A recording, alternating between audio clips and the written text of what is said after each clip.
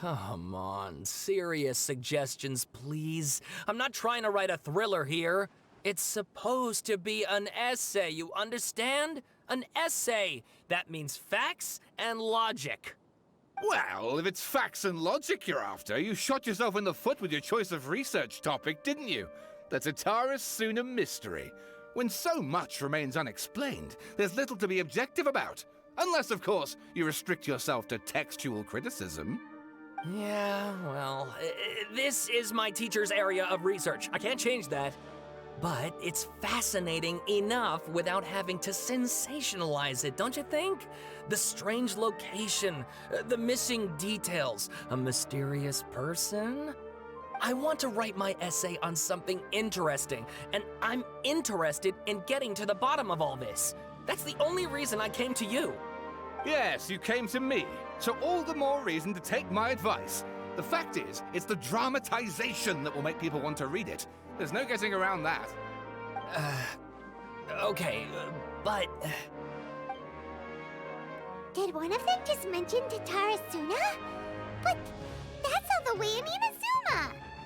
Is it just Paimon, or is it kinda unusual for someone in Sumeru to want to write a paper about that? Everyone here's just going about their business.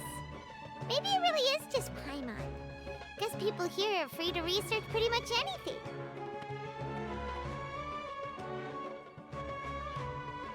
Great! Let's go find out what this Tatara Suna mystery is all about.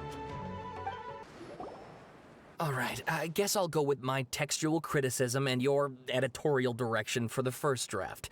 I have a feeling that the missing Kabuki Mono will end up being the main focus of this paper.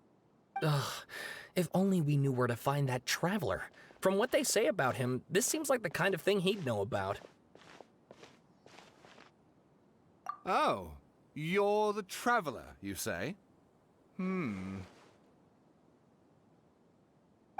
what's with that face? Don't believe us?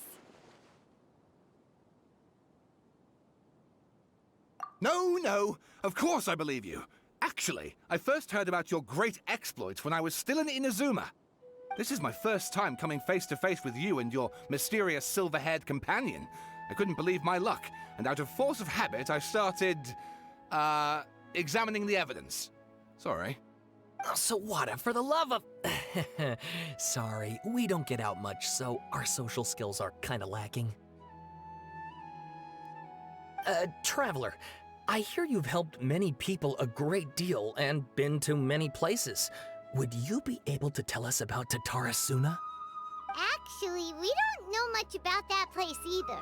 In fact, we only came over here because we heard you talking about it and wanted to learn more. I see. My teacher chose this area of research as a personal challenge. He said it's difficult to get into because even Inazumans don't know much about Tatara Suna's past. But who'd have thought that... If you don't mind, I'd love to show you all my outline for the book I'm writing about Tatara Suna. Hold on, Sawada. Don't you think that's a bit of a deep dive for a first read? Well, fair point. In that case, please ease yourselves in gently by taking a look at Akaba's latest essay draft. Let me give you some background. This all started with the discovery of some records in Tatara Suna.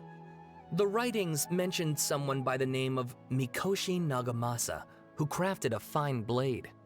But in the end, he threw it into a fire to destroy it, and killed his servant Katsuragi. Why? Well, no one knows. Apart from the swordmaker, his servant, and the one who wrote this all down, the records also mention a Kabuki Mono. This seems to be an Inazuman word for an eccentric stranger, someone who dresses funny or acts in an unusual way. That's right. Akaba's teacher has spent quite some time researching these events on the ground. This Kabuki Mono lived in Tatara Suna for a while before disappearing without a trace. And shortly afterwards, as Akaba mentioned, things got pretty ugly. So first this strange person goes missing, then a murder happens? Seems kinda fishy to Paimon. Yes, my thoughts exactly. So I helped out too. I asked everyone I could think of if they knew anything about what happened back then. And wow! Did I get lucky! Stop shouting! This part's important. I just wanted to make it stand out. It just so happens that a friend of mine works at the Government Records Office. He looked into it for me, and I can now confirm that all the aforementioned individuals did, in fact, live in Inazuma over 400 years ago. Even back then, Tatara Suna was already at the center of Inazuma's smelting industry. The man in charge was a government official named Niwa. Curiously enough, it seems like he went missing too.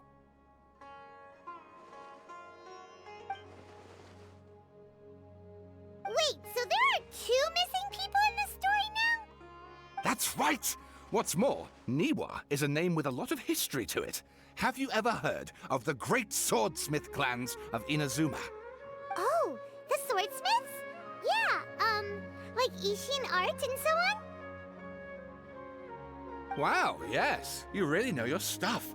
That makes things easier. So basically, this Niwa was a distant relative of the Kaidahara clan, the last practitioners of Ishin art. Something then seems to have happened in the Kaidahara clan, leading to their downfall. I don't know the details, but taken in light of everything else going on around that time, it makes you wonder whether it's all connected somehow. The Kaidahara clan? Sawada, you left out the biggest detail of all. Oh, yes, of course. How could I forget? Brace your minds, ladies and gents, for they are about to be blown. Or maybe you won't believe your ears. I wouldn't blame you, of course, because in all my years as a writer, this is by far the most. Get to the point, for Pete's sake. According to information acquired by Akaba's teacher, the Kabukimono was not a human, but a puppet. A puppet?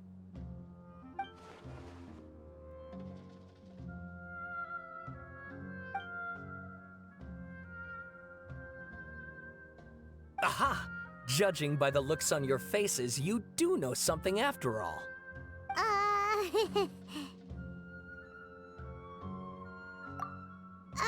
No! Paimon just meant, how creepy. The way you described it makes it sound like a ghost story. I agree, it does. But considering that non-human races in Inazuma are by no means uncommon, spooky events are to be expected. And that's exactly what my book is about. Please, take a look.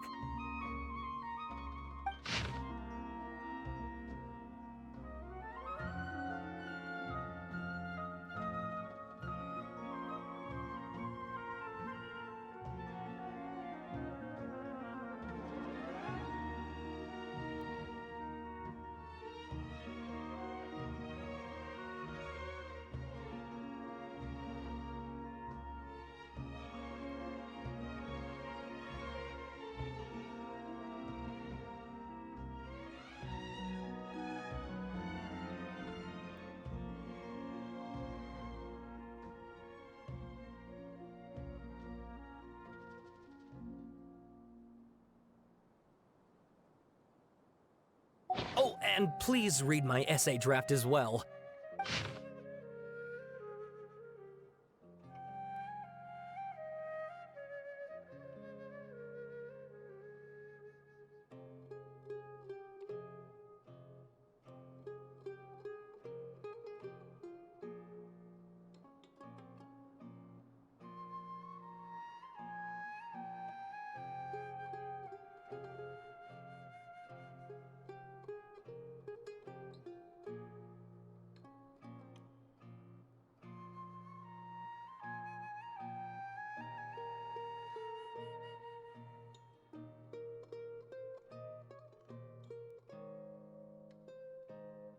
Sawada was encouraging me to follow his more creative approach, but I think essays should be grounded in facts. I don't think explaining everything away with mysterious forces will cut it. Oh, how about if I plug the holes in Sawada's narrative with political intrigue? Like, I could put a turf war between rival factions at the center of the whole series of events. Wait, you're allowed to just make stuff up? Pretty sure you've gone from essay to guessay there. Akaba, look. Your teacher has researched this extensively. I've reached out to everyone I could think of. Whatever information we have now is all that there is to know. This is as much detail as you're ever going to get. Besides, if there really was a political power struggle going on at anything like the level you seem to be suggesting, what hope would we ever have of finding out the truth? Good point. Okay, back to the drawing board, I guess. Give me some time. I need to find a new angle on this. We have some other stuff to do, so we'll have to say goodbye for now. Good luck with your essay! All right, thank you. If you find out any more info about all this, please do let me know. Thanks so much.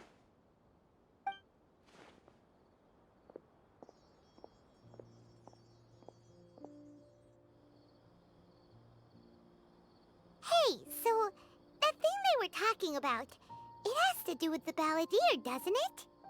Okay, then even if we did know something about it, we probably couldn't share it with them, huh? After all, we kicked his butt and got him locked up. Information about people like that is usually super confidential, isn't it? If you ask Paimon, Akaba should just pick a different topic. There must be as many essay topics as there are trees in the forest. There's no point in...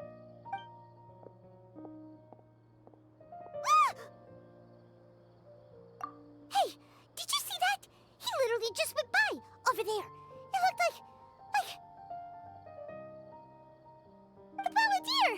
No, it can't have been. He got locked up. Oh, quick, let's catch up and see.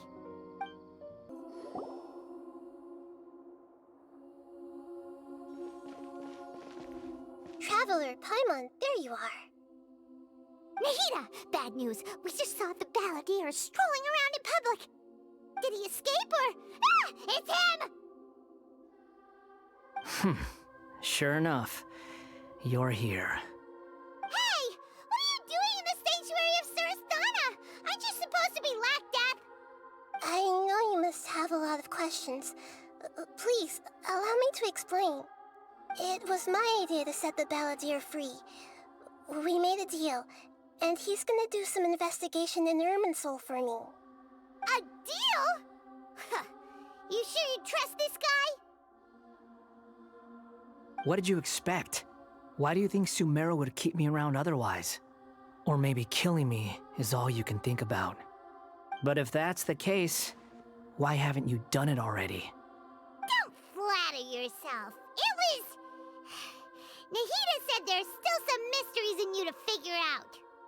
Ah, so if it were up to you, you'd finish the job? Guess I had you all wrong.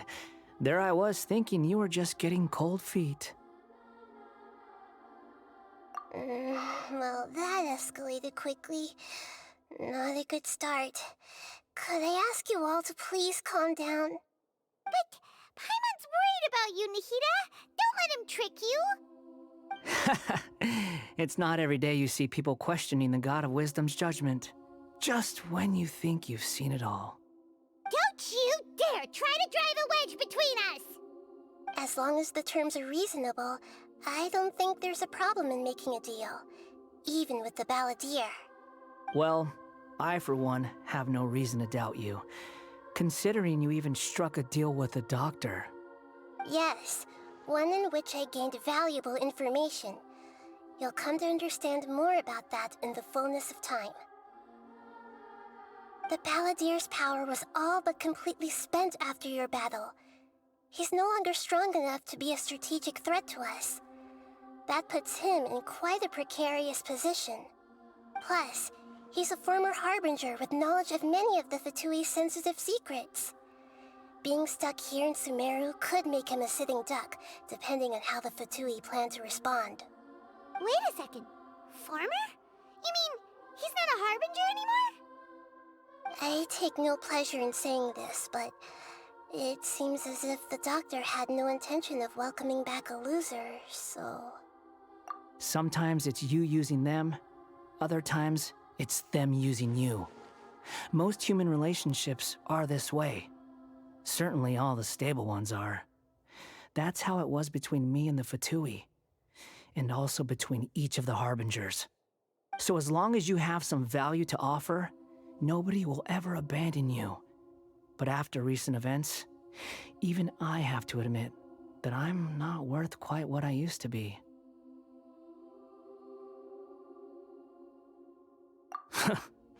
Well, if the Fatui are gonna reevaluate my utility, I need to have a backup plan for myself.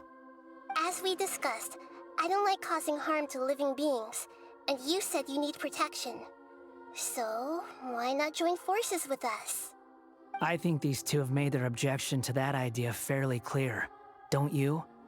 And they're your friends, so I guess you'll be siding with them. Yeah, obviously! Nahida, don't listen to him! Then let's put that discussion to the side for now. We still have time. Today can be a trial run. Where we go from here will depend on how well we manage to cooperate today. All right, then I'll do what we agreed. Good. Go now, and keep in touch. Nahida, are you serious about this? Yes. I have my reasons for this decision. In fact, I'm largely doing it for your benefit. Yes. As I told you once before, there's information about your twin in Irminsul. Oh, yeah. Actually, that's the whole reason we came to see you today. So, you have an update on that? Mm-hmm. You may remember me mentioning that the Fatui had not included your twin's details in the Descender category. This is an extremely important point. It's possible that the Fatui have other information that even I don't know about.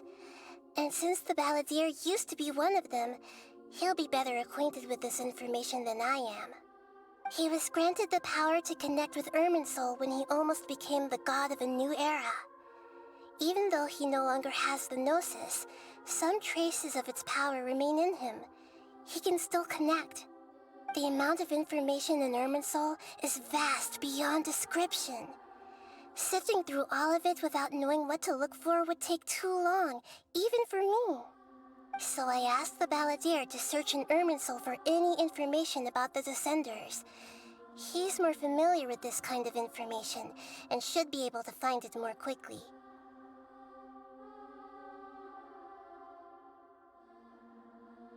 Exactly! Or what if... Paimon just doesn't trust him! He's treated us as enemies every time we've run into him! I understand. But sometimes, everything is dictated by which side you're on. How things will go in the future depends on what information he brings back. And Traveler, I know what your heart desires most of all. Our minds have connected several times before. There is a corner of your heart reserved for an intense longing. A feeling of being all alone in the dark, searching for the one candle whose light still burns. As Sumeru's deity, it is my responsibility to be on guard against the Balladeer. But as someone who counts you as a friend, I want to do something for you. If this deal with the Balladeer can give you the answers you've been longing to find, then it's worth it. It's my pleasure, really. You're Sumeru's hero. You've more than earned it. Paimon's still worried about this idea. Is there anything we can do to help? I was going to contact you about that, but then you suddenly showed up on your own accord. Seems like we have a telepathic connection. In fact, I was going to ask you to supervise the Balladeer on my behalf while he carries out the task I assigned. Even though he only has a fraction of his full power left, that's still a fraction of a former Harbinger. If you could accompany him, it would put my mind at ease. Of course, I'll be there to help guide you through Irminsul from the outside. Great, thank you. Prepare yourselves. I'm going to transport you into Irminsul. Wow, it looks pretty different here compared to last time. The colors are gentler. Guess that must be because Sumeru's at peace now.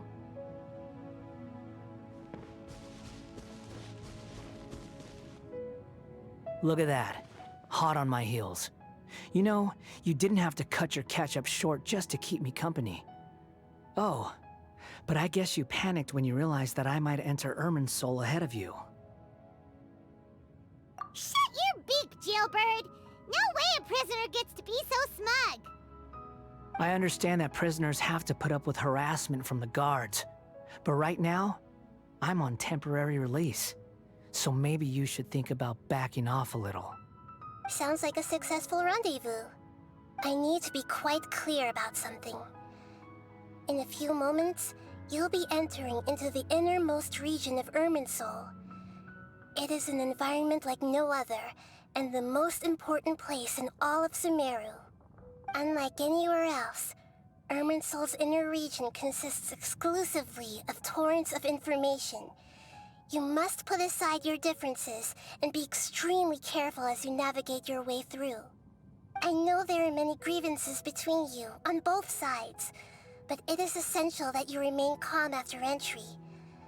This is as much for your own safety as anything else. Fine, let's call it truce. But only until this mission's over. Let's cut each other a little slack, shall we? We are gonna be traveling together after all. Per my agreement with Lesser Lord Kusanali, I'll be at the front. It's my job to lead the way and get rid of any obstacles in our path.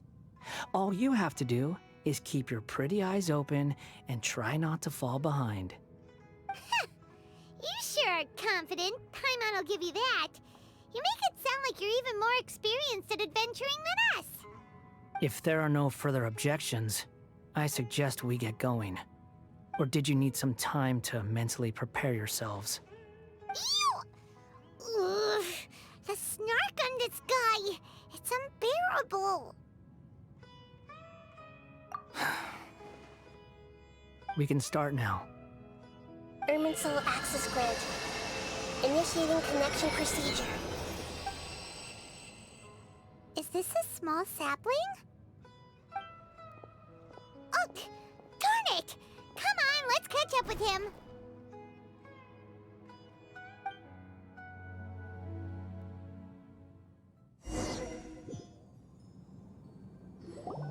Wow! So this is the inside of Irminsul. Ooh! Paimon's never seen anything like this. And it feels like a sacred place. Irminsul is closely intertwined with the entirety of Teyvat. Every bit of information flowing here means something. Pick your jaws up off the floor. It's time to go. Why is it that Paimon just wants to do the opposite of everything he says? Lesser Lord Kusanali, we will now proceed to the heart of Irminsul. Can you still sense where the heart of Irminsul is? Yes. Permission to begin searching for information there? Permission granted. Go ahead. Let's go. Stay close. Don't go running off. Hey, so, say we did go running off in here. What would happen? What are you smirking at? I was just imagining the look on your travel companion's face if you went and got lost. Anything's possible in here. You can't rule anything out. So if you want to stay safe, your best option is to stick close to me.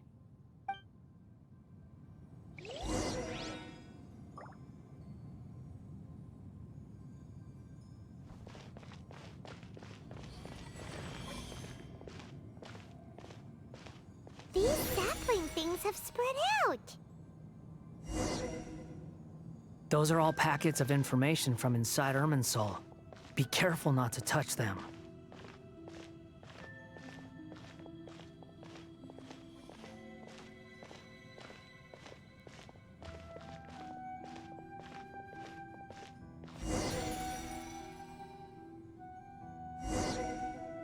It looks the same in every direction.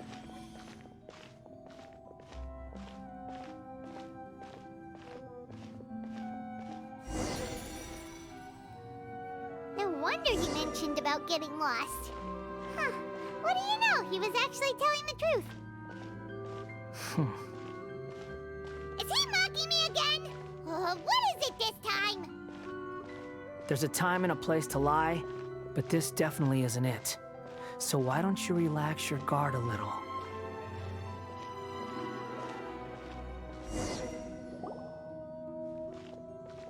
We're here. What a huge tree!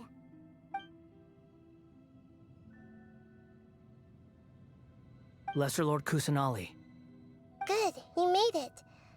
Are you ready? Ready when you are. Then please begin.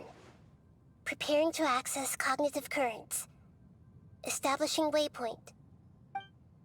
The Balladeer's actually doing what Nahida tells him. Guess he must want to stay alive.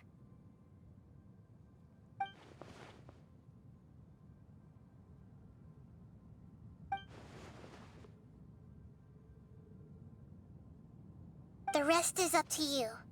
If you discover anything at all, make sure to share it with us. Will do. Huh. For once, we're the ones with nothing to do. Traveler, Paimon, would you like to talk?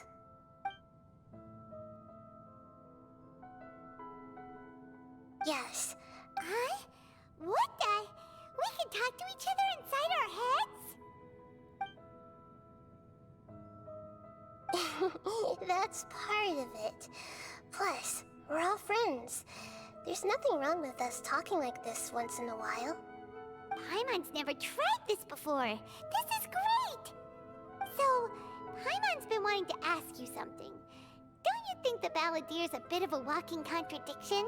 He's always talking back, but he seems to listen to what you say.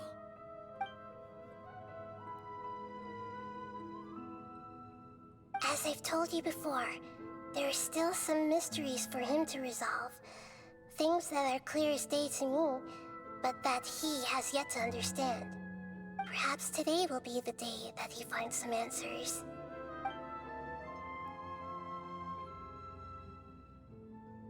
Well done. Smart and attentive as always.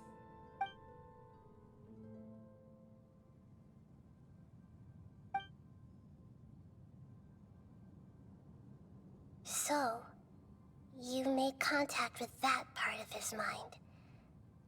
Well, it's true. Betrayal turned the Balladeer into the person he is today. Huh. Paimon thought nothing could get under that guy's skin. Turns out, he can get hurt and angry just like anyone else. Everyone has a history, Paimon. Even if you're a puppet created by the Archon. Speaking of puppets, we ran into two people at the Academia today talking about an essay. Turns out their topic was about the Tatarasuna incident. Nahida, do you know anything about that? If you mean the mysterious events, the Kabuki Mono and so on, yes. I know about all of that. Really? Because from what they were saying, it sounded like lots of Tatarasuna's history is still unexplained. And most of the information we have now is just from people filling the gaps with their imagination. At least that's what they thought. Oh? How interesting. Those two managed to deduce quite a lot through guesswork alone. So the Gase got it right? Well, they guessed right about one thing. Tatarasuna was sabotaged. Must be a riveting conversation you three are having. Funny how all the good ones happen when I'm not involved. What makes you think we're talking to each other? Don't insult me. You're having a private conversation without me. Obviously, I must be the topic of said conversation. Of course you do. You can't have your prisoner knowing too much. So, have you found anything yet? Still looking. Don't get your hopes up, though. You and your twin come from outside this world. It wouldn't surprise me if there was nothing on either of you in Irminsul at all. Wait! How did you know about that? Did Nahida tell you? It's not like we've never met before. And anyway, you're world famous. It'd be more surprising if I didn't know a few things about you.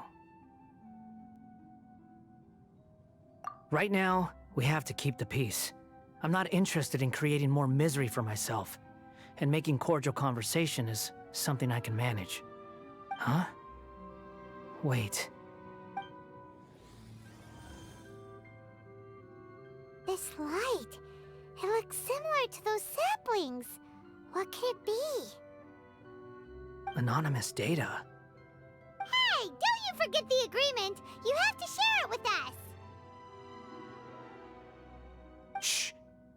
Just wait. Mr. Niwa, are you certain this is worth the risk? We are talking about Tatara Suna's furnace, after all. It may not pay to act rashly. There's no one else who can enter the furnace. It has to be me. Is that so? Well, since you insist. It's...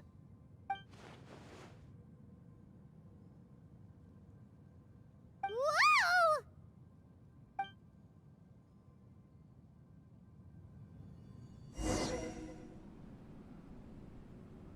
I have been in Tatara Suna for some time now. You have shown me great hospitality, as has Mikoshi Nagamasa, and indeed, everyone else. Under your leadership, Tatara Suna is a warm, welcoming place, like a giant village. People are gainfully employed, their lives have purpose.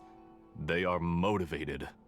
As I understand, the Raiden Shogun has, in recent years, eliminated much of the evil that plagued Inazuma. As for Tatara Suna, it was originally established as a means of safely disposing crystal marrow. The forging industry with crystal marrow as a raw material has since flourished, giving rise to generations of swordsmiths. Some world-renowned, others unknown, all passing on their legacy. Skills, blood, dreams. Every smith brought into this trade looks to find their purpose between steel and blade. That is why you accepted the proposal brought to you by myself and Akame. Yes, well, were it not for you coming to Inazuma and happening to make Akame's acquaintance, the two of you never would have joined forces. And he would be the first to admit that there's no way he could have revolutionized our forging process like this on his own. At least not on the same timescale. You allowed Akame to take all the credit for a method that you jointly developed. He sold it to me, and now every piece of ore here is smelted using the new technique. Even now, you remain one of Tatara Suna's key consultants, working right here alongside us. I believe it is you, sir, who are truly responsible for the changes in our manufacturing and forging methods. You flatter me. From the outset, I saw much that was commendable in the forging industry of Inazuma, and it has been my great honor to befriend you all. So you say, Escher. But is this really the truth? My good sir, what do you mean? I tried to resist thinking it was all connected, because I didn't want to speculate, and I didn't want to believe that things could turn out this way. What have we gained from adopting your new technology? Ominous black smoke? Mounting production problems? Worker fatigue and casualties are up and continuing to rise at an alarming rate. And recently, as you well know, someone died because of that strange filth inside the furnace. We've kept the truth from spreading outside, but still, I suspect you understand it better than I do. None of the people who went out to get help have come back. Now, our mutual friend, the Kabuki Mono, is taking the Golden Feather to Narukami Island to seek an audience with Shogun. This is our last hope. But that doesn't faze you, does it, Escher? Nothing does. Otherwise, why would you still be standing there with that smile on your face? I'm just surprised that you finally chose to be so sincere. I'm sure you've been harboring these suspicions for quite some time. Mikoshi Nagamasa may have noticed that there was one common denominator among all these events. Namely you, Escher. But Mr. Mikoshi is more cautious than I. He does things by the book. After all, Nagamasa is the adopted son of Mikoshi Torichio, the yokai struck down by the Shogun's own hand. If he truly seeks to redeem his family's honor, An abundance of caution is well advised. You're well informed on the subtleties of his situation for a mechanic all the way from Fontaine. Are you sure you're not a little overqualified? Why, Mr. Niwa, are you suggesting I find a job as a diplomat? Sadly, I am so very attached to my craft. Enough, Escher. I'm here because an evil force is raging inside the furnace. And someone needs to take your new device inside the high-risk zone so we can absorb it and put an end to the problem. I'm in charge here. And I'm about to take some responsibility and head inside. Probably to my death. But what about you? What are you still doing here? Judging from the look in your eyes, you don't seem to trust me. Drop the act! We're past that now. Whoever you are, it looks like your plan to destroy Tatara Suna has worked. I just want to know what you're still doing here. What's left? Don't you have all your answers by now? Honestly, I'm just waiting for the right moment. A moment like this, where you finish talking and I stop you from entering the furnace. You...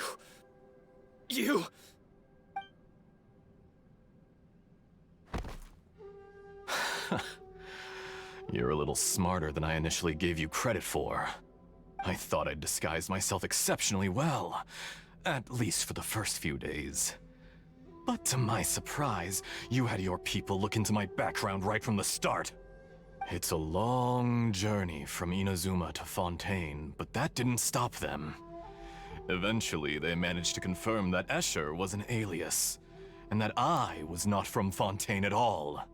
And yet, despite all of that, you still fail to realize my true identity, and what I seek in Tatara Suna. Did you really think you would be able to see through my plan? If you kill me, there's no one who can get inside the furnace.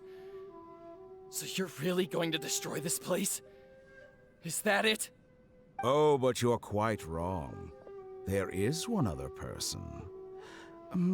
Some may not see him as a person, but you told him yourself. You're not a puppet. You're a human. You're just missing a heart. Whoever you're working for won't get away with this. They'll be found out. But this makes no sense. What are you really trying to accomplish by all this?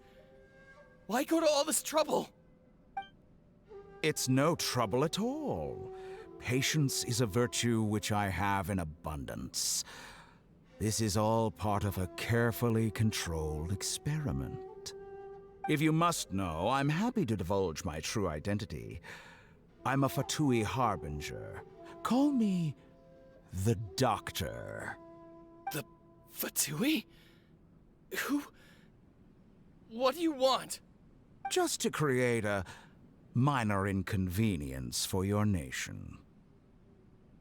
That's it? That's why you gave us your cursed technology? Just to let loose the evil energy from the crystal marrow? Look how even the righteous soul is filled with venom when faced with its demise. My device functions precisely as you say. It is the only chance you have of preventing a catastrophe and keeping the truth from the outside world. However, I did not make it with you in mind. It is easier for a person to be possessed by evil spirits when they are filled with hate. So give in to your fury. I want to see what happens when a malevolent heart is placed into an unsuspecting puppet. Make no mistake, even without you, that pure, innocent puppet would only end up being used by someone else instead. What other reason would a human have for befriending one who is not of our kind?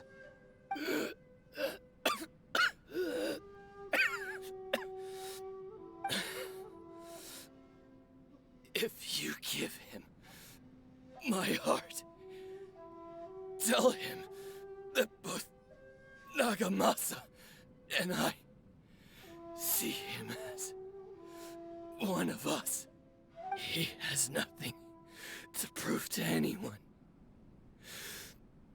Because not everyone just wants to use other people.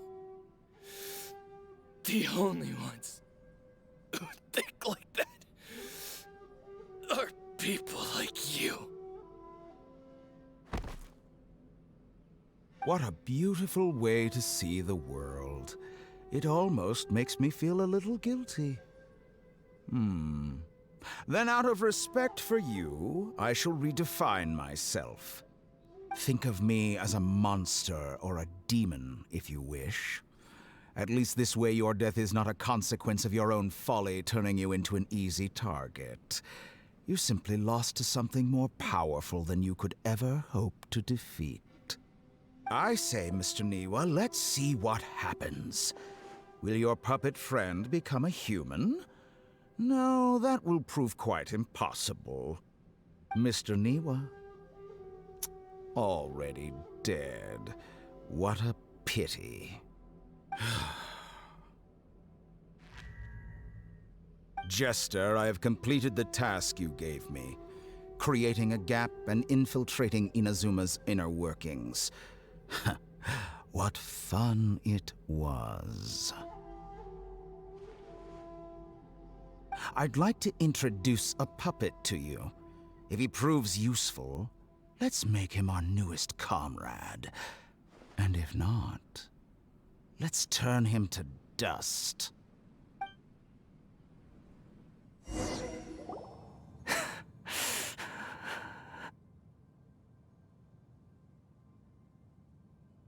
Hey, are you alright?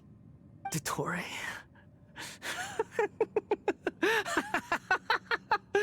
Dottore!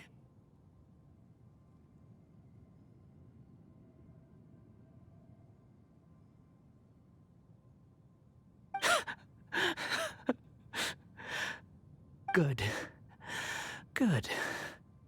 Was that the doctor? Did he turn into a mechanic from Fontaine? But why did we see things from his perspective? When I touched the doctor to confirm whether he'd eliminated all his segments, I read this memory in his mind. You have to admit, it must be the truth. Maybe so, but it means nothing. Does it? But this memory shows that Niwa didn't betray you. He never meant for you to be the one to take the device into the furnace. You know very well what that means. Even more so than I.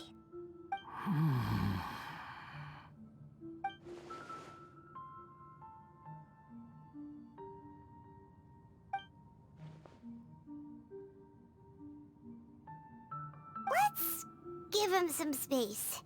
He looks really mad. Paimon doesn't want to be anywhere near him right now. We need to give him some time to process his emotions. Paimon's still confused about the Tatarasuna incident. So, the doctor was behind it, but why has that gotten him so worked up? Nobody has ever deceived you like that, Paimon. It's natural that you find it difficult to understand. Perhaps he needed to learn this someday. So now you have the complete picture. Katsuragi took the Kabuki Mono to live with the people of Tatarasuna. Later, the doctor showed up, disguised as a mechanic from Fontaine. And that's when the trouble began. It was all a horrific experiment planned by the doctor. Everything he did was just to plant seeds of disaster in Inazuma that would bear fruit in the future. Of all the unwitting participants in the doctor's experiment, the balladeer became the main test subject. After the events you just saw in that memory, the doctor put Niwa's heart into the device and handed it to the balladeer. Then, he instructed him to enter the furnace and absorb all the filth caused by the smelting process. The load was far beyond what he expected, but the balladeer survived. He left the furnace in sheer exhaustion and said to the mechanic, "This device seems to have protected me. What's in it?" The mechanic answered, "Niwa fled this place for fear of punishment, but he left you a gift. He said it's the one thing that you've been looking for." He took it straight from the chest of one of his innocent servants. The mechanic removed the withered heart from the device as he spoke. The balladeer was stunned that such unthinkable cruelty had brought him the thing he'd been longing for his entire life. A heart acquired through cold-blooded murder is a cursed thing, but it had protected him from the filth. He thought Niwa had completely betrayed him, and yet this very betrayal had ensured his survival. Overwhelmed with anger and sorrow, the balladeer threw the heart to the ground and left Tatarasuna without looking back. Holy moly. So the doctor killed an innocent man and pinned everything on the victim? That's terrible.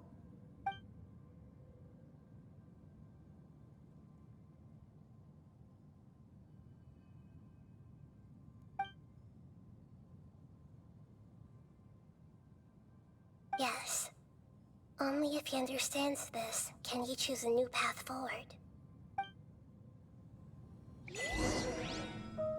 Tottori, you brazen-faced... Niwa didn't run from justice. You killed him.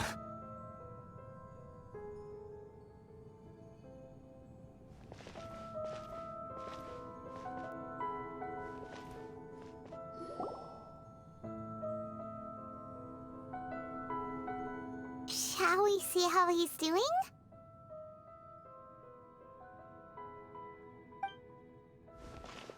Hey, you alright? That's a scary expression. Are you worried about me? If we didn't have such a history, I'd almost think that qualifies me to be your friend. It won't. I'll keep my end of the deal. Hey, are you investigating the stuff we want to know about? That's why we're here. But unfortunately, there's no information about the Descenders in Irminsul. Even if you can't find anything, that seems to confirm it. Irminsul does not keep records on the Descenders. Anyone who comes from beyond this world is not counted as part of Tevat. Oh, does that mean we have to leave empty-handed?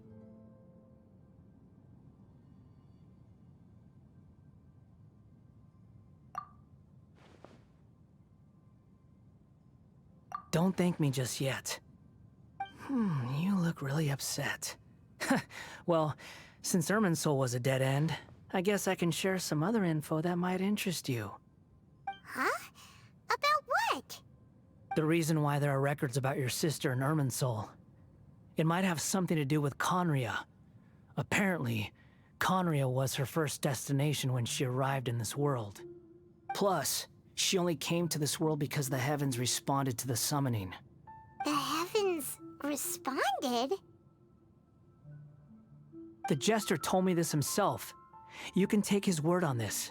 He was a royal mage in Conria, and lived with your sister for a time.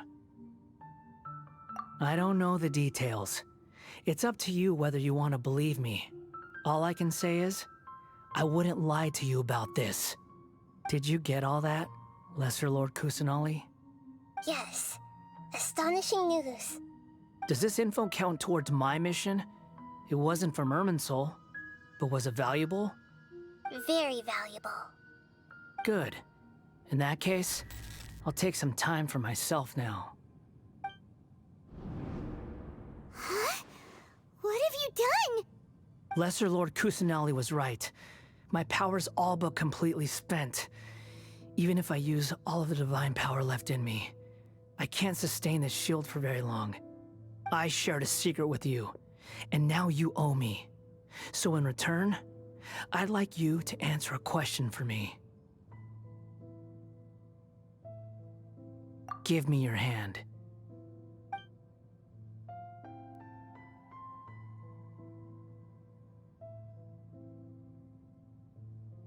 Can you hear my voice inside your head? No, I can't do anything like that anymore. At most, all I can do is exchange a few words with you. So tell me, in this world, is it possible to change the past? Done. Huh? What the? What happened? Paimon only saw you hold hands for a second. Nothing. I was just thanking him for helping me.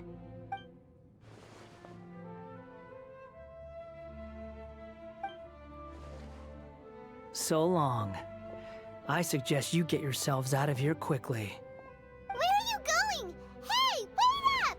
Didn't you say not to go running off? Fast reaction time. But I don't think we'll be seeing each other again. From this day forth, the names Balladeer and Kabukimono will cease to exist. Those who died in Tatarasuna because of me deserve another chance at life. Hey, Balladeer! Don't do anything stupid! You know, I never did like insects. Hordes of the puny things swarming together can be a real nuisance. And I enjoy nothing more than to stamp them out like the pests they are. But if a colony of harmless ants isn't threatening anyone, I guess they deserve to be left alone. Luckily, everything can be set right. It's time to solve this once and for all. Balladeer! Balladeer! Uh-oh, he disappeared. Come on, we gotta find him somehow.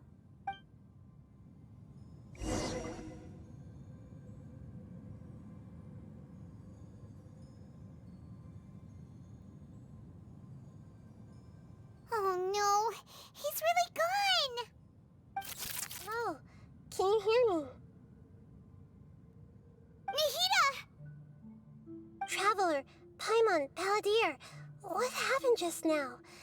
I was suddenly cut off by some kind of power. It was the Balladeer's fault. He shut you out! I didn't think he'd be capable of something like that with so little power left. Did he keep some of his power hidden when he was defeated? Or did he achieve something beyond his abilities, and it took everything he had? Where the heck did he go? Ugh, it's all our fault. We were supposed to keep an eye on him. Sorry, Nahida. Don't be. It's not your fault. Please, let me handle this from here, even though I'm not sure I can solve it. We're running out of time. Follow my lead and get out of Irminsul as soon as possible. We're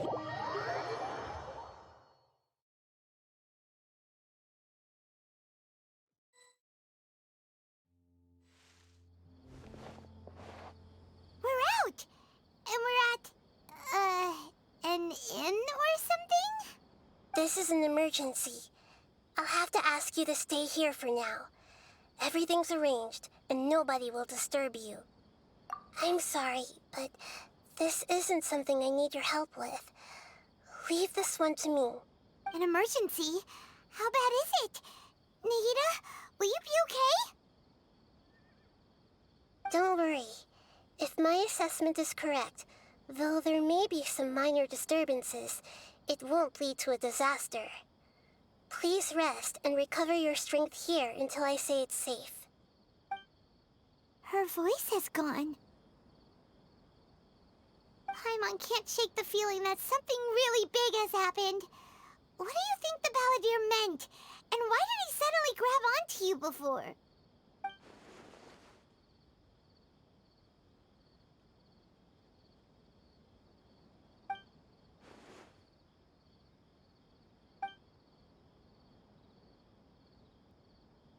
He wants to change the past? But surely that's impossible! Right! You can't just rewrite history! All that stuff happened already in real life! It's like, imagine Paimon drank all the water in this inn. Even if no one was there to see it, Paimon would sure as heck remember drinking it! So, why does Paimon still have a bad feeling about this? Paimon can't help but feel scared about what he might do. Oh, Paimon's so confused.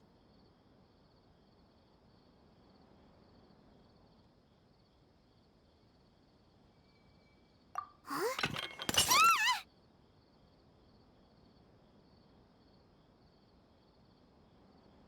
Sorry, Paimon accidentally...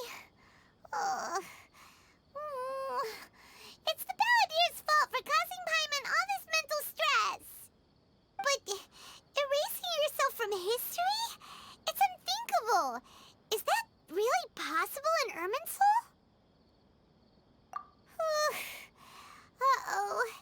Paimon's head is overheating from trying to understand what he's up to. And it's still not working. Ugh! Paimon's had it with that little brat. He's been nothing but trouble ever since we met him. There's no way he'll actually succeed, right? Otherwise, won't everyone who's connected to him be affected too?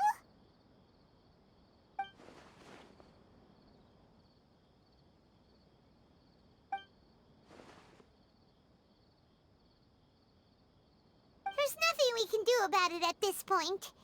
Hey, have you got any ideas on what we should do next? Seems like now there's nothing left for us to do but to go to sleep. But Paimon's still so worried. Paimon won't be able to sleep a wink tonight. So, how about, we list all our favorite foods to take our mind off things? Heck, if that doesn't work, Paimon's probably gonna collapse of anxiety here. Alright, Paimon will start. First dish. Munstack grilled fish. Oh, and chicken mushroom skewers. Tea break pancakes, cream stew, sauteed matsutake, and Drayon chili chicken, almond tofu, satisfying salad. Oh, also Adeptus Temptation, golden shrimp balls, triple layered consomme, lotus seed and bird egg soup, and...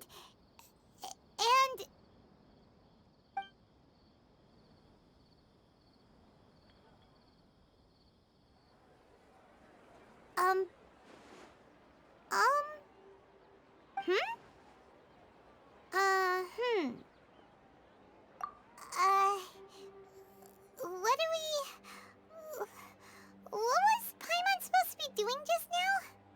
Paimon was, talking? Huh. Paimon suddenly can't remember what she was talking about. The Balladeer? Is that a food too? Huh. Weird name, though.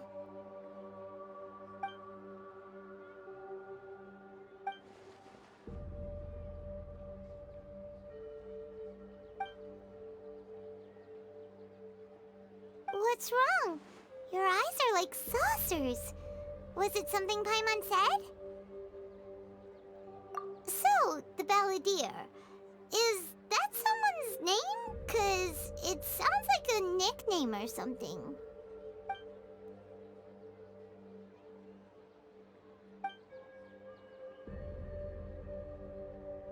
Okay, sure. Where are we going? Huh? Fine by Paimon, but is everything okay? You're acting like this is an emergency. We've made it to Amanoma Smithy. Ah, it's been a while. Of course. Go ahead. Oh.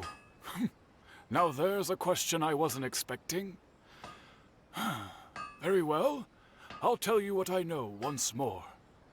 The once renowned Raiden Gokuden, comprised of 5 branches. Amenoma, Futsu, Ishin, Hyakume, and Senju.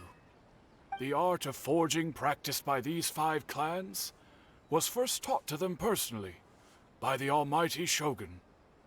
Over time, the 5 branches diverged from one another as generations of bladesmiths honed and perfected their craft until they became 5 distinct traditions.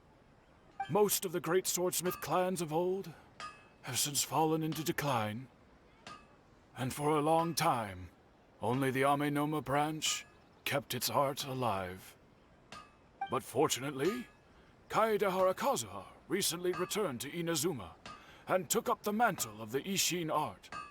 Now, 2 clans remain of the original Gokuden 5.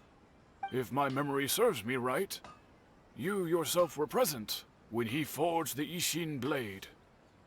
Oh, yeah, we were! Paimon remembers that now. We learned a bit about the decline of the Raiden Gokuden then, too. It seems like such a shame. That, my friends, is a tragic tale indeed. In fact, this was not made known to me for most of my life. All these years, I knew of those great clans' demise, but never the cause. Only recently, when the question was on my mind, did I ask Kaedehara Kazuha about this. He told me that, as we are both heirs to a branch of the Raiden Gokuden, it was right that I should know the truth. There is no harm in telling you, but I must warn you. It is a dark and sorrowful tale. The Raiden Gokuden were the targets of a murderous rampage by a vengeful bladesmith. Vengeful? Why? 400 years ago, so I'm told, there was a catastrophic malfunction in Tatarasuna's furnace. One brave swordsmith heard the commotion and chose not to flee, but he rushed to the scene, hoping to prevent a disaster. Tatarasuna was home to a state-of-the-art forging and smelting operation in that day, and overseeing it was the armory officer. His surname was Niwa, though he had family ties to the Kaedehara clan. Knowing that they had just one chance to save countless lives, Mr. Niwa and the swordsmith leaped together into the furnace. The furnace quickly stabilized, but neither of them made it out. The smith's death, though heroic, dealt a devastating blow to his family's fortunes. His orphaned son was left to fend for himself, and grew up deeply resentful at the world. In his heart, the whole of Inazuma was culpable in his tragedy. He hated the almighty Shogun for her apparent indifference towards his father's death, and he hated everyone who had done nothing to try and save him. Powerless and destitute, the only legacy he had to pass on to his children was his hatred. Generation after generation bore this grudge, living in utter misery. Alas, if only the story could have ended there. But 100 years ago, the then head of this family reached the end of his wits. He could bear their fate no longer, and yet he could do nothing to change it. Finally, he made a drastic decision to take revenge on the Raiden Gokuden. In doing so, he sought to vent his pent-up anger and shake the very foundations of Inazuma's forging industry. In his fury, he murdered indiscriminately, killing even bladesmiths from the Hyakume clan which he belonged to. His goal was absolute, the devastation of all of the Raiden Gokuden. But when he came to the Kaedehara and Kamisato clans, his killing spree came to an abrupt end. He failed to catch them unawares. They fought back fiercely, and they did not spare his life. That is why the Kaedehara clan and their Ishin art survived that day. I suppose they were the lucky ones, under the dire circumstances.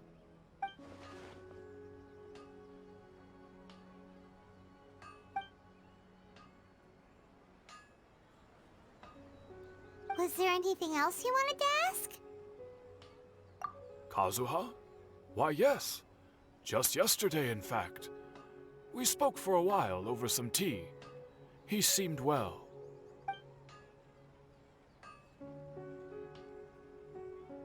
My pleasure.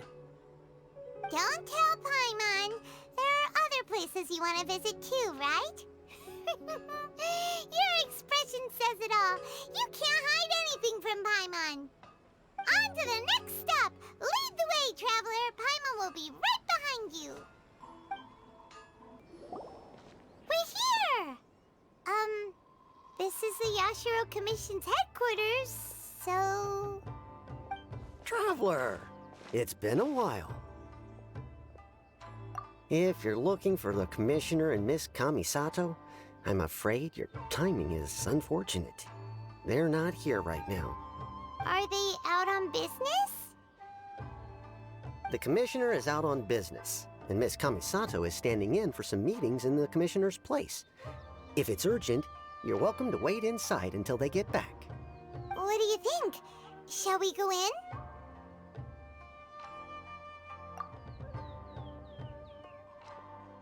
If it were anyone else, I couldn't allow it. But seeing as you're so close with the Commissioner and Miss Kamisato, I think it should be okay. We'll be heading in then. Thanks!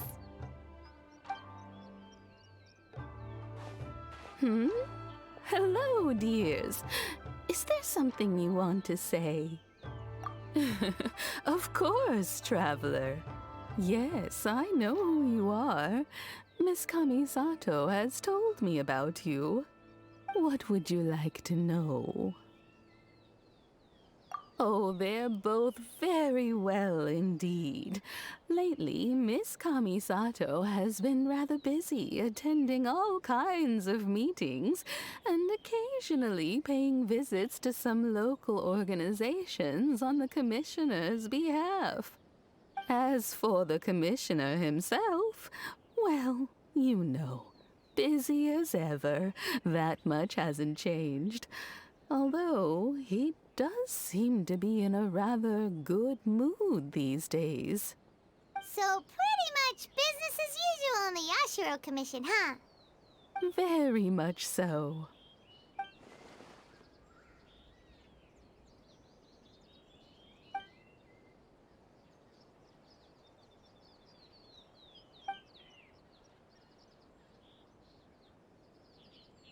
Well, got any more questions? You're very welcome. In fact, I would love nothing more than for you to come and visit more often. But I'm sure you must be far too busy to have time for that. Miss Kamisato talks about you all the time. She seems so thrilled to have you as a friend, and she's always saying how talented you are and how much she admires you. I must say, many things in Inazuma seem to have taken a turn for the better since you arrived here. So you're not just Miss Kamisato's knight in shining armor, you know. You're a hero to us all. I mean it. Whenever the Commissioner dines at home, Toma always joins him. I always find myself at my most relaxed when I'm serving the two of them and listening to them chat away. The Commissioner has such a busy schedule that he doesn't always have the chance to take his meals at home. But given the opportunity, he always prefers to dine here. They say it's because Toma's a much better chef than most. Oh, the Commissioner is so fond of home comforts. They get to talking about you sometimes, too, you know. Always with a very fond tone. The way one would talk about dear old friends around whom one can truly be themselves. Miss Kamisato occasionally joins them as well. Whenever the whole family gets together and they start talking about people they've met and experiences they've had, you always get a mention. It's been many years now since the late Mr. and Mrs. Kamisato passed away. Much has happened in the Kamisato clan in that time. As someone who is old and gray enough to have watched their son and daughter grow up, it makes me so happy to see them meet a dependable friend whose company they enjoy so much. So, in the future, if you ever do have the time, please know you are always very welcome at the Yashiro Commission headquarters. There will always be at least one old lady who would be delighted to have the pleasure of your company. Wonderful. Thank you. Paimon likes it here too! Also, you were saying something about the food here being really great. Paimon's itching to try it. We may just have to invite ourselves around for dinner sometime. Paimon meant we should come pay a visit again real soon. Ideally around dinner time. Of course. You're always welcome. Alright, goodbye for now. Where are we going next? Great! Goodbye, ma'am! Don't worry, we'll see ourselves out. All right, then. Take care now. Hope to see you soon. Oh, are you two leaving already? Yep, everything's taken care of now. Don't worry. Very well. Safe travels. Goodbye. Well, here we are. But what are we looking for? Something or someone? Do my eyes deceive me, or is that the Traveler and Paimon? Xavier, what are you doing here? I was in the general area, and now I'm in this specific area. There, that's me. So what about you two? We have some questions and thought you might be able to help. Certainly do. I've researched the furnace here in some depth. If there's anything you want to know, just ask away. Like the back of my hand. Make no mistake, I have been here a good many times before. Not only that, but I've met people in Inazuma whose families used to live in Tatarasuna years ago. They said it's all true, the history here. Oh, well, it's a long story, don't you know? The tale of Tatarasuna starts a long time ago. I'm told that its history is one of the most foremost forging and smelting operations in the nation, goes back around 1,000 years. Still, the furnace has had a couple of serious maintenance issues along the way. A couple?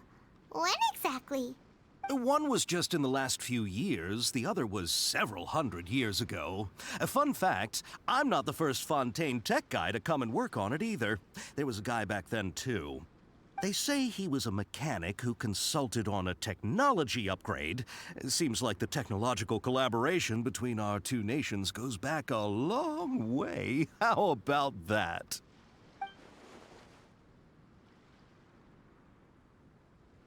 Hey, weren't you gonna ask Xavier something about Tatarasuna? Come on, ask already. Oh, I didn't realize you two were here for a history lesson. Me neither. Paimon doesn't know what's gotten into this one today. Feels like we've been preparing for a history exam or something. What brought this on? Did you just wake up today with a sudden burning desire for historical knowledge? Sure, go ahead. A kabuki mono? No, I can't say that I have. I do know the word, Inazuman for those eccentric types who always go around dressed to the nines. Just the sort of person that I'd like to meet, actually. But sadly, I've never had the pleasure, nor have I come across anything to do with a kabuki mono where Tatarasuna is concerned.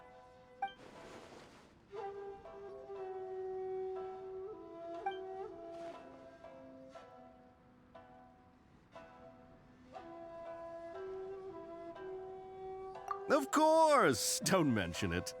Oh, we're leaving? Okay, bye, Xavier. Oh, you're most welcome. More than happy to help. Farewell.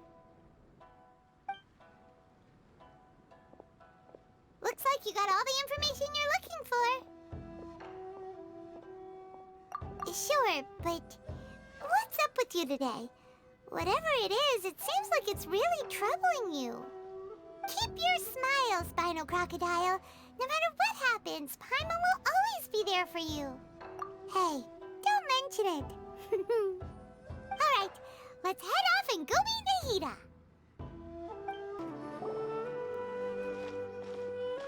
Hey, it's them!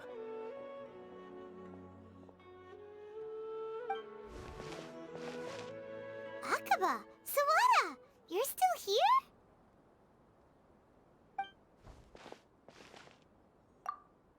Indeed we are. If you have a moment, we'd love for you to join us once more.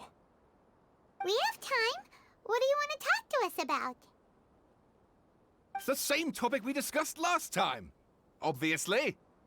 Still looking for more info about Tatara Suna, huh? Should we join them?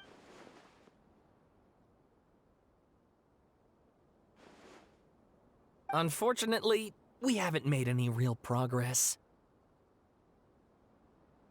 Huh? Oh, of course.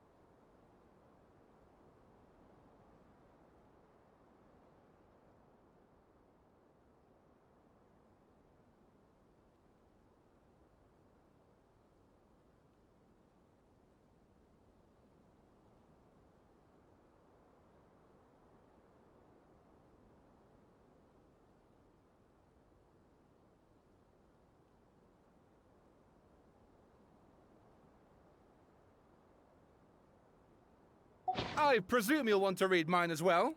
Here.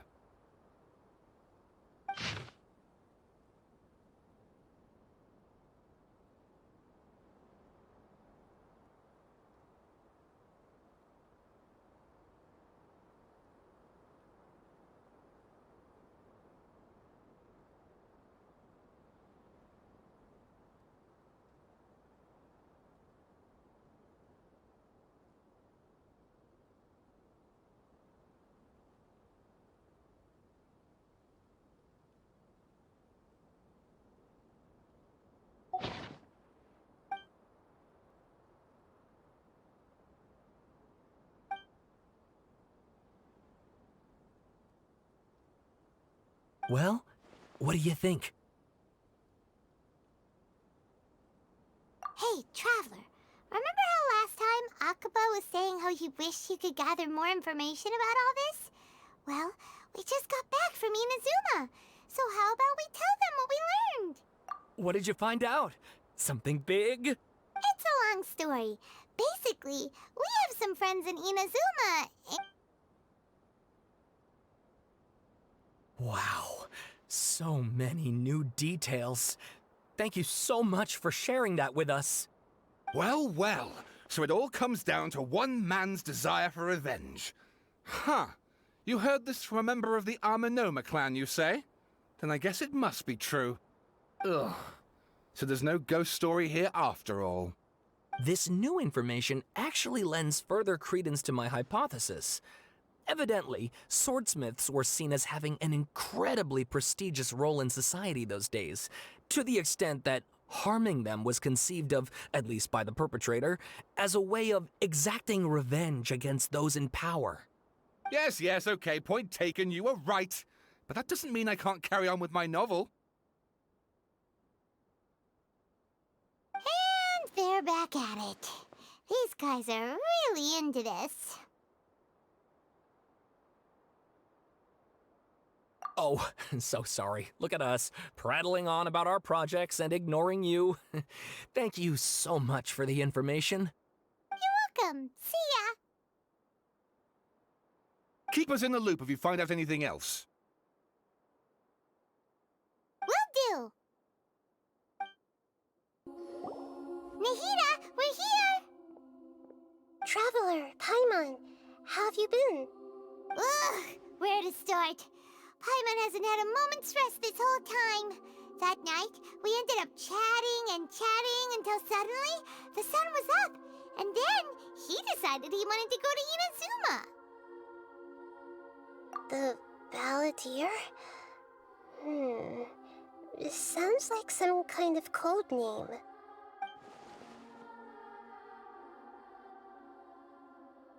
You look troubled. Is there something you need to tell me?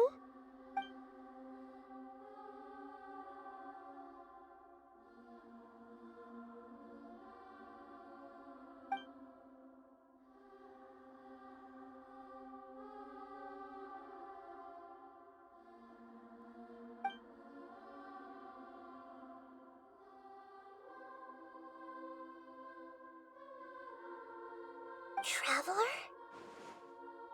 Hey, what's wrong? You look so upset.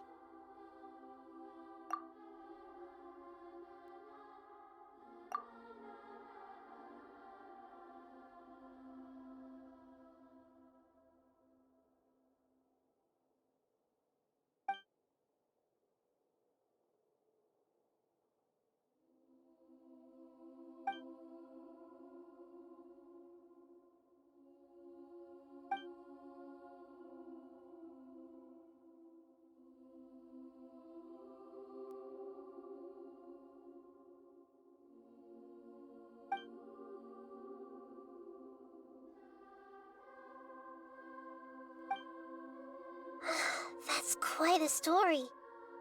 So, this puppet known as the Balladeer erased himself from Irminsul, hoping that he could change the past. But how was he even able to do that? As the Traveler said, he very nearly became Sumeru's deity. Admittedly, I remember it a little differently. I don't recall finding anyone inside the machine after we defeated it. Nevertheless, it does make sense. If someone were to successfully erase themselves from Irminsul, the world would change to reflect the new reality. So, you believe this person really existed, and we just don't remember him because... well, because he literally changed the world? Yes. Theoretically speaking, it is possible to do this. But I'm struggling to imagine the kind of person who would dare go through with it. The Traveler comes from a world beyond Teyvat. That's why there's no information about him in Irminsul, and it also explains why any changes to Irminsul wouldn't affect him. So if there's anyone in the world capable of retaining memories from a past that has been rewritten, it's you. It's quite incredible when you think about it. Paimon's having a hard time understanding this Balladeer guy's motivations. Why did he do it?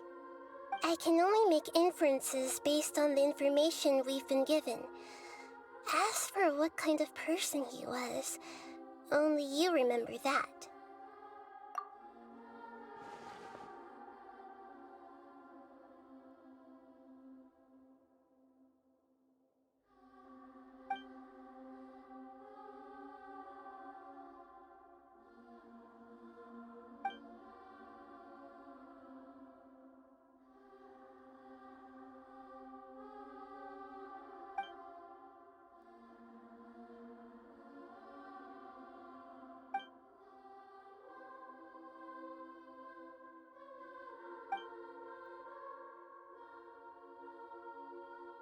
Something else worrying you?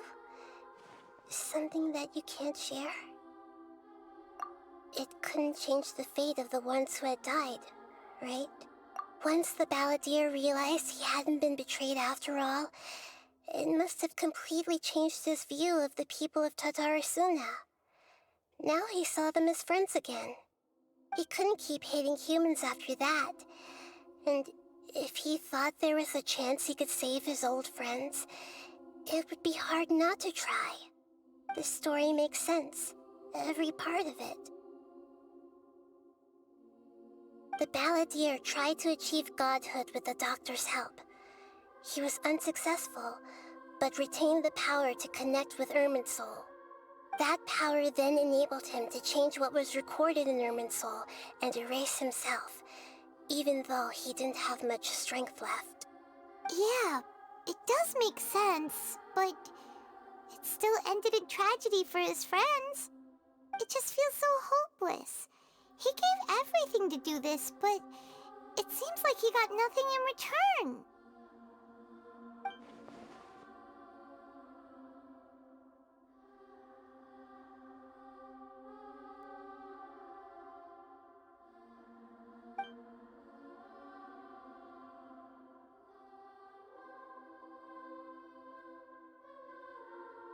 Please wait a moment. I want to check something. Found it. This should be the one. It turns out that I have a strange way of confirming everything he has told us. What is it? A record from a personal collection. It was tucked away in a corner. You should take a look.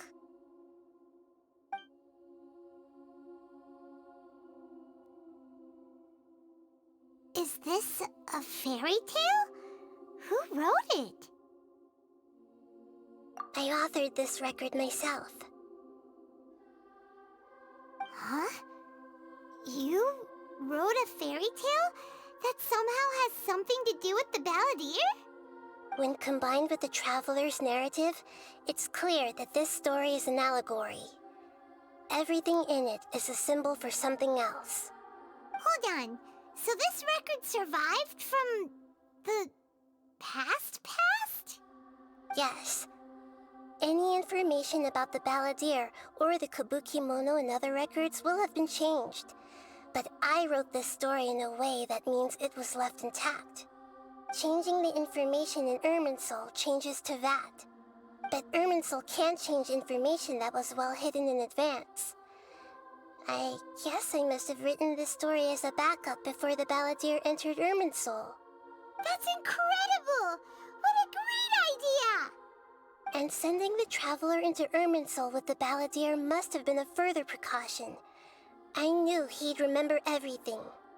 This story is abstract enough that it still resonates with the present information recorded in Irminsul.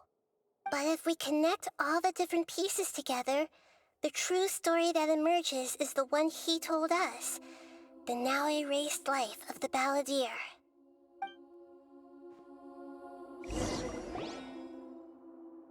There was once a lone monster draped in fox fur. The monster found a family of foxes, joined them, and they became friends. The monster lived with the family day and night, and everyone treated it as one of their own. Once in a while, the monster would take off its fox fur at night and lament to itself as it gazed at its reflection in the water. I am a monstrosity, yet they are too foolish to see it. I pity them. But the monster soon found solace when another came to live among the foxes who was not their kin. A kitten, carved from the wood of a white tree who had been abandoned by the humans. The kitten too wished to become a fox, but its tail was too slender and it could not grow a coat of richly colored fur. Yet when the other foxes saw this, they spoke words of comfort to the kitten. Even without a tail and fur like ours, you are still one of us. Furious at this happy resolution, the monster lit a fire on the mountain.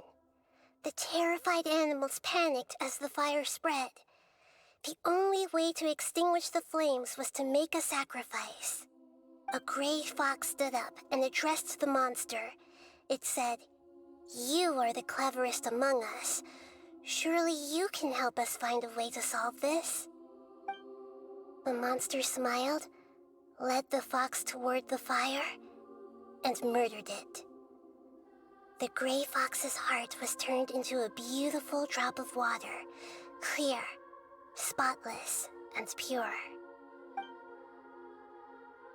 The monster gave the heart of water to the kitten, telling him, "The foxes have decided.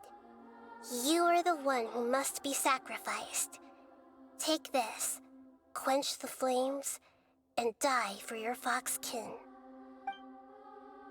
The fire was extinguished, but the kitten lived. It left that side of the mountain and found a little bird who had a broken wing. The two promised they would spend their whole lives together, but the little bird did not have long left to live. It passed away soon after. After burying the bird, the kitten left the mountain for good. Never again would it cherish a single creature, nor a single blade of grass that stood on that mountain. The kitten spent the nights wandering aimlessly, gnashing its teeth at the moon. How it wished to swallow the moon and devour the moonlight.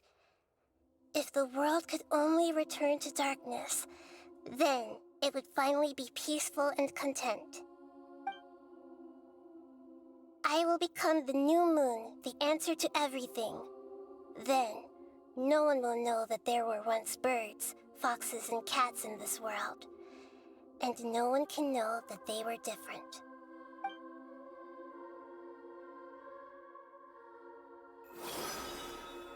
We solved it! I remember now. This is not just the Balladeer story. It is his very own memories. I made a backup so that it would be preserved no matter what happened. To become a god, he was experimented on and modified countless times. It was brutal torture, and the only reason he was able to survive is that he was a puppet. This memory was extracted from him by the scholars. Presumably, they kept it to have something to defend themselves with. Creating a deity was just the first step. Some of them wanted to be able to control it. That's why they backed up his memory for later use. I buried it deep inside one of my own dreams, and then hid it inside an allegorical story so that it wouldn't be altered. It's hard to believe that this person really existed, let alone that he tried to get rid of us on more than one occasion. Paimon has no memory of him at all. He completely vanished like a puff of smoke. The Balladeer agreed to help me look for information about the Descenders, and although he was unsuccessful, he still helped you. Before he vanished, he confirmed an important detail, that Conria was where your twin first came into this world. We still don't know how the change to Irminsul will affect the senior ranks of the Fatui, but in all likelihood, they won't even remember their own Harbinger. It sounds like Paimon wouldn't like this guy a whole lot if he was still around. But still, Paimon doesn't like the way it all ended that much better. This is why wisdom alone cannot answer all our questions. We look, we see, and we comprehend, but the question still troubles us. So the answer is not everything. People yearn to find the truth and then conquer the troubles they face. When you give someone the truth, you give them a chance to choose their own destiny.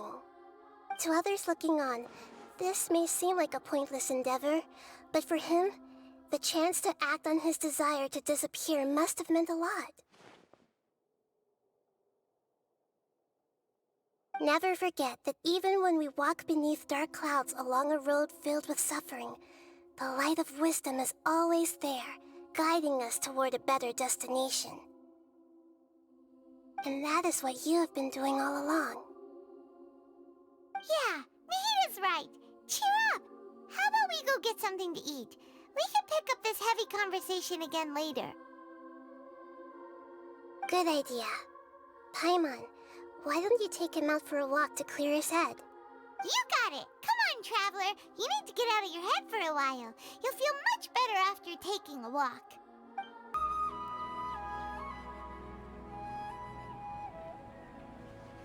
We're here! What should we eat first?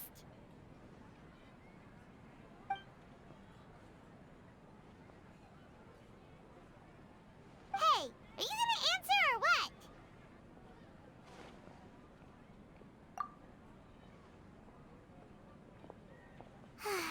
Alright, whatever you want. Well, Paimon will be right here when you figured stuff out. Then we can get something to eat.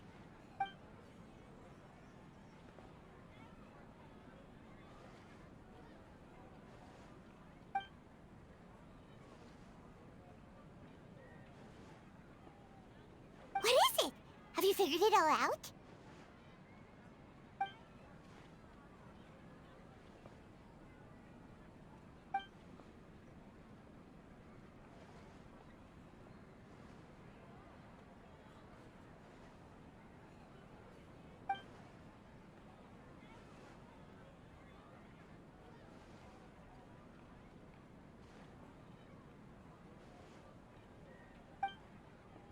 Why'd you jump up all of a sudden?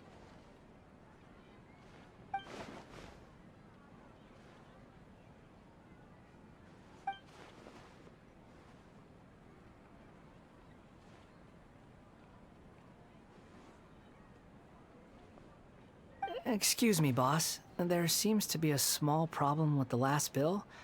Look, here.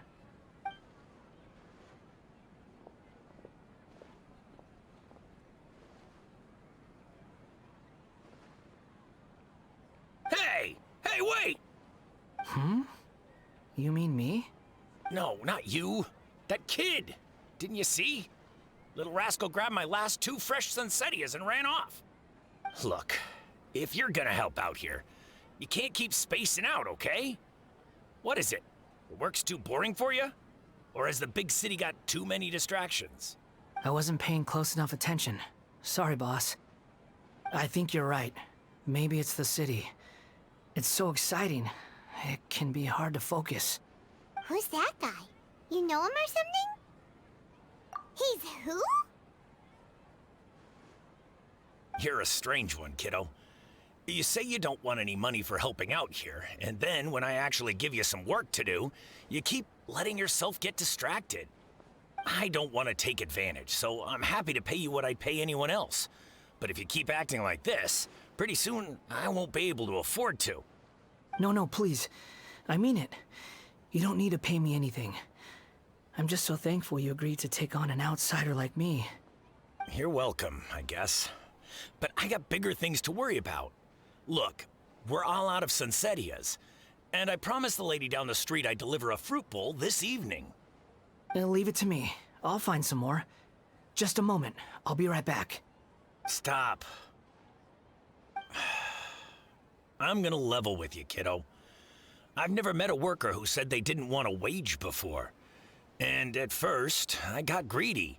Couldn't believe my luck. But I figured you'd start asking for something in return eventually. You don't want money. You don't take days off.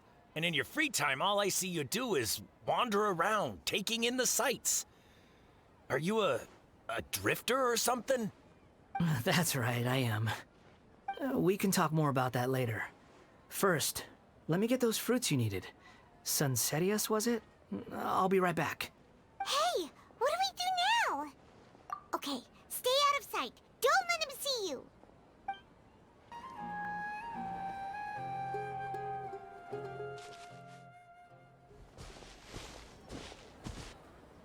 Yeah, this'll do. Even though you say he's the balladeer, what are we planning on doing? Stealing his Sunsetias? Isn't that a bit too cruel? Oh, all right. This should be enough. Guess I should wash them before I take them back. Huh? You two over there. Is there something I can help you with? He spotted us! You've been following me all the way from the city. I'd have to be blind not to notice. Have we met before? No, we haven't met. But you know me? I have no recollection. Are you absolutely sure? Sorry, but I just can't take your word for it. A puppet? What makes you think that? Huh? You were right! The look on his face! I guess you do know me after all. That is not something I share with a lot of people. Look, I'm just a wanderer. But seeing as you've gone through all this trouble to track me down, I'm sure whatever it is must be important. Okay, but please let me deliver these goods to my boss first. Are you really working for that guy? He said you don't want any more for it. Is that true? Yes, I ran into him out in the wilderness during a storm, and he let me take shelter in his cart. In return, I said I'd be his helper for a while. That's oddly nice of you. Let me take these back. Then I'll come with you, okay? Then let's return to the city. Here you go, boss. I'll leave them right here. Oh, you really went and picked some more. Who are these two? Something's come up, and they need to borrow me. Sorry, boss. I'm afraid I'll be away from the stall for a while. I was just about to pay you anyway. Go wherever you want, kid. Don't waste your time here. What? I get it, okay? You just wanted to help me out, to thank me for giving you shelter from the rain that day. Even then, I don't understand why you're so adamant that you don't want any pay for it. But look, it was pouring down, and there you were, sauntering along without a care in the world, like you had nowhere to be and didn't even care that it was raining. Imagine you were me for a second. It's a little weird, right? Why is this guy traveling during a rainstorm if he's not trying to get somewhere? And why is he taking a shortcut through the open country if he's not even in a hurry? But anyway, taking you in didn't put me out even slightly. You don't owe me a thing for it. Certainly not all this. Your time is valuable. You know, you should go live your life. But I don't...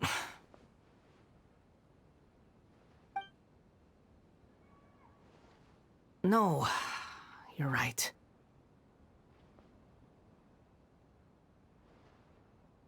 Then I suppose this is where we say goodbye.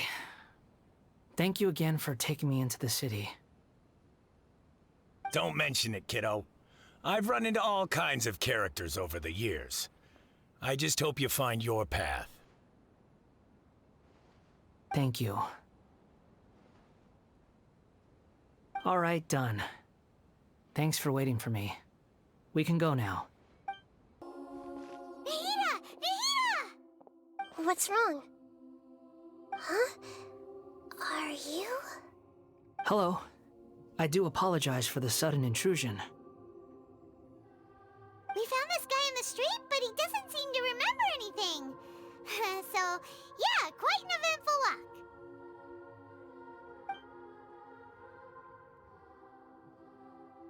You say that you are trekking across Teyvat to train yourself. Many other Inazumans who describe themselves in this way call themselves Shugenja. Why do you refer to yourself as a wanderer? Well, it seems more relevant in my case. To me, it sounds like a plant with no roots. But these two claim that they know me, and that I have a hidden past unknown even to myself. I wouldn't call it the past, but rather... this is a difficult one to explain. I don't like to rely on using terms like this often, but in your case, it seems that it ought to be called previous incarnation. Oh, like a past life or something? Yes, something far more distant than the past. So far away that you cannot perceive it. Okay, I have to ask. What was I like in my previous incarnation?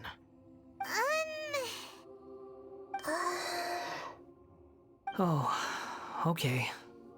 I see. You want to tell me, but you can't bring yourselves to say it. Looks like I didn't have the most wonderful existence in my previous incarnation. If it's that difficult to talk about, I have no doubt it will be just as difficult to hear, but I'll be able to handle it. Please, tell me the truth. Is truth something you care a lot about? Yes. Then I'll be straight with you.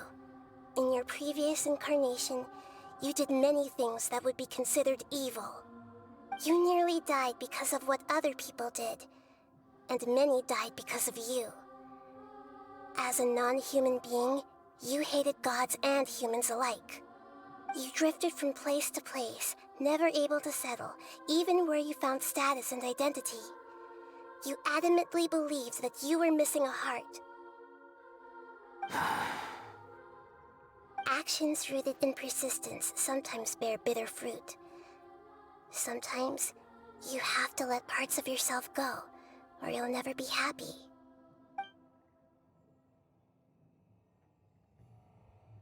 I gave everything I had, but it barely changed history at all. In terms of the outcome alone, that's true. I don't think I can judge everything I've heard purely in terms of right and wrong. Each choice a person makes belongs to a specific place and time, a chain of cause and effect, a cycle of karma and consequence. That is the nature of truth. If one thing is right, its opposite must be wrong. And yet, dichotomies like this are not enough to explain the world in all of its complexity. It seems like my previous incarnation wasn't the most likable individual. We're not trying to hurt your feelings or anything, but yeah, we weren't your biggest fans. If we were enemies, why are you trying to help me find the truth? This is so frustrating! This guy's supposed to be our arch enemy, but now he's just some random stranger we met on the street! He's got so much to answer for, but we can't make him talk because he doesn't remember anything. What a weird situation. Lesser Lord Kusanali, as the God of Wisdom, I trust that everything you told me must be true.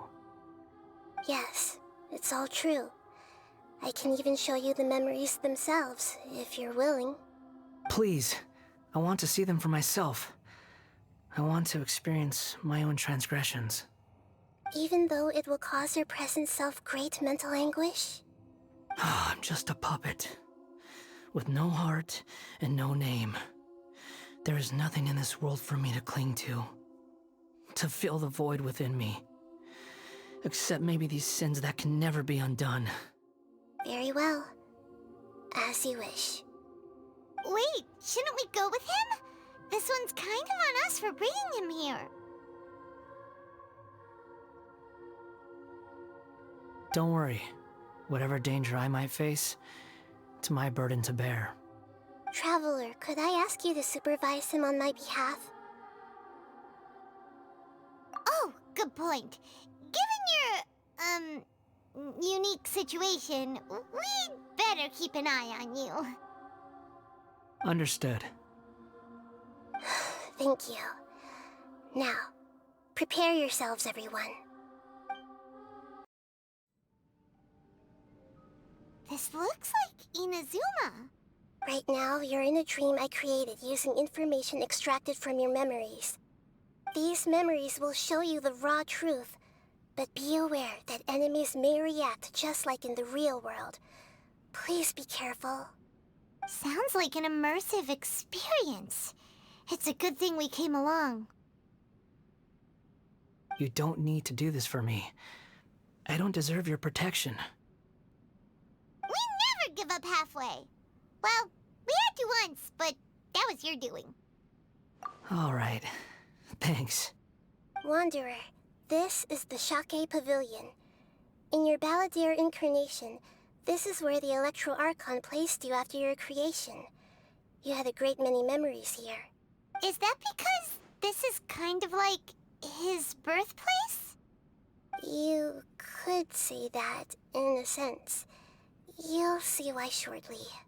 I hear footsteps. This place is huge. I can't believe the landslide didn't fill it in. I wonder who built it. The Crystal Marrow Miners? No, there's no way. Look at this exquisite construction work, and so well preserved, too. No mining crew would be capable of this. There's someone passed out on the ground. Who are you? You're awake. What happened? How'd you get stuck here?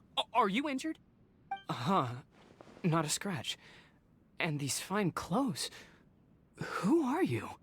This man is Katsuragi, deputy to Torichiyo's adopted son, Mikoshi Nagamasa. He found the balladeer in Shake Pavilion and took him back to Tatarasuna. And the rest is history.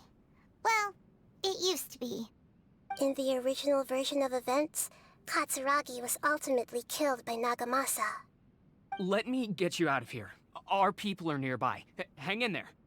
During the Tatarasuna incident, Niwa was murdered by the doctor disguised as a mechanic. The balladeer, then known as the Kabukimono, disappeared not long after. As the second in command at Tatarasuna, responsibility for what had happened fell to Mikoshi Nagamasa. But Katsuragi had sworn lifelong loyalty to Nagamasa after the latter had once saved his life. At Katsuragi's insistence, Nagamasa killed him to put an end to the Tatarasuna incident. Huh?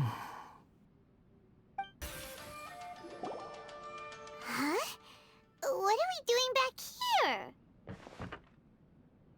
Whoa, this is where you were born? It's pretty, but there's nobody here. I was abandoned, like you. I lived here for a while at first, but there's nothing for us here. We can't stay. Okay. I heard my mom and dad used to make swords, but the factory manager died, and then my dad got sick.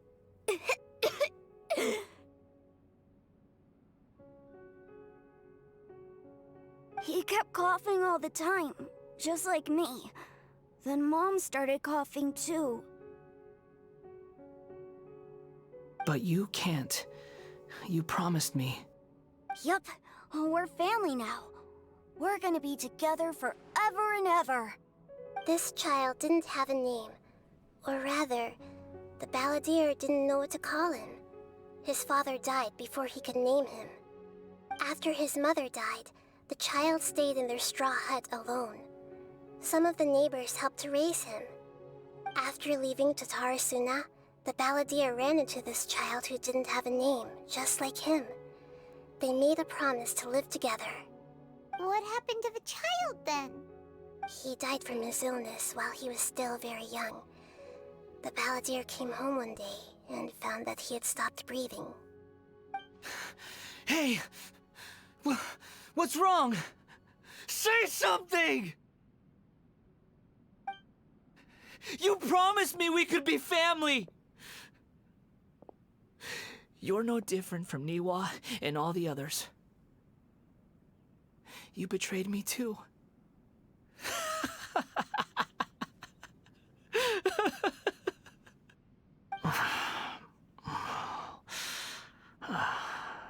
The voices have gone. It looks like the memory ends here. Let's keep going.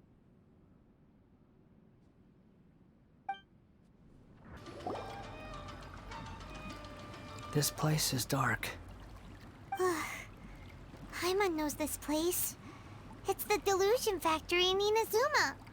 In the original version of events, the Traveler once encountered the balladeer here. Such a creepy atmosphere. And so familiar.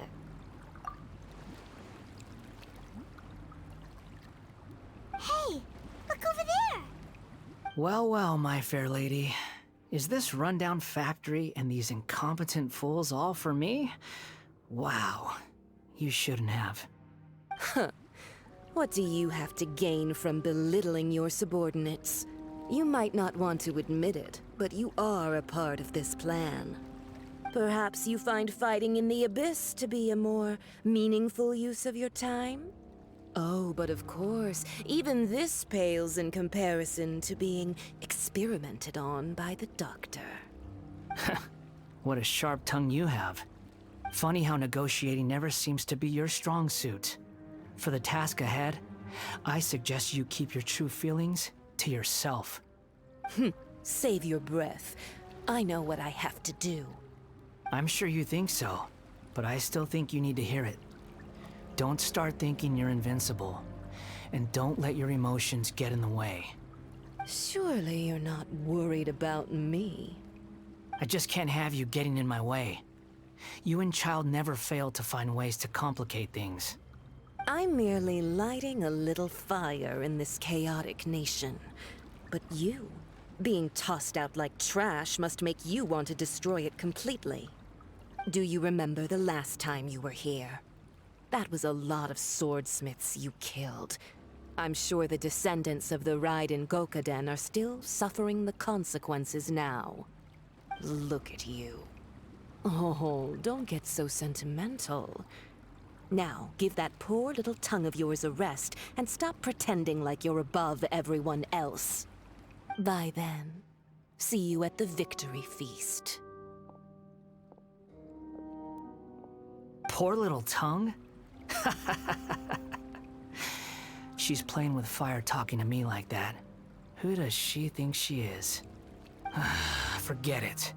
Someone might find me here any minute now. I should prepare to give them a warm welcome.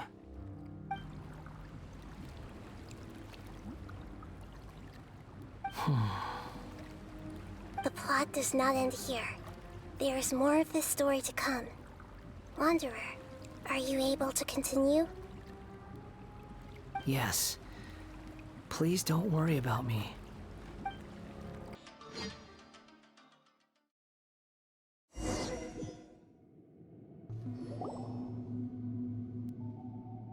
Looks like we've arrived in Sumeru.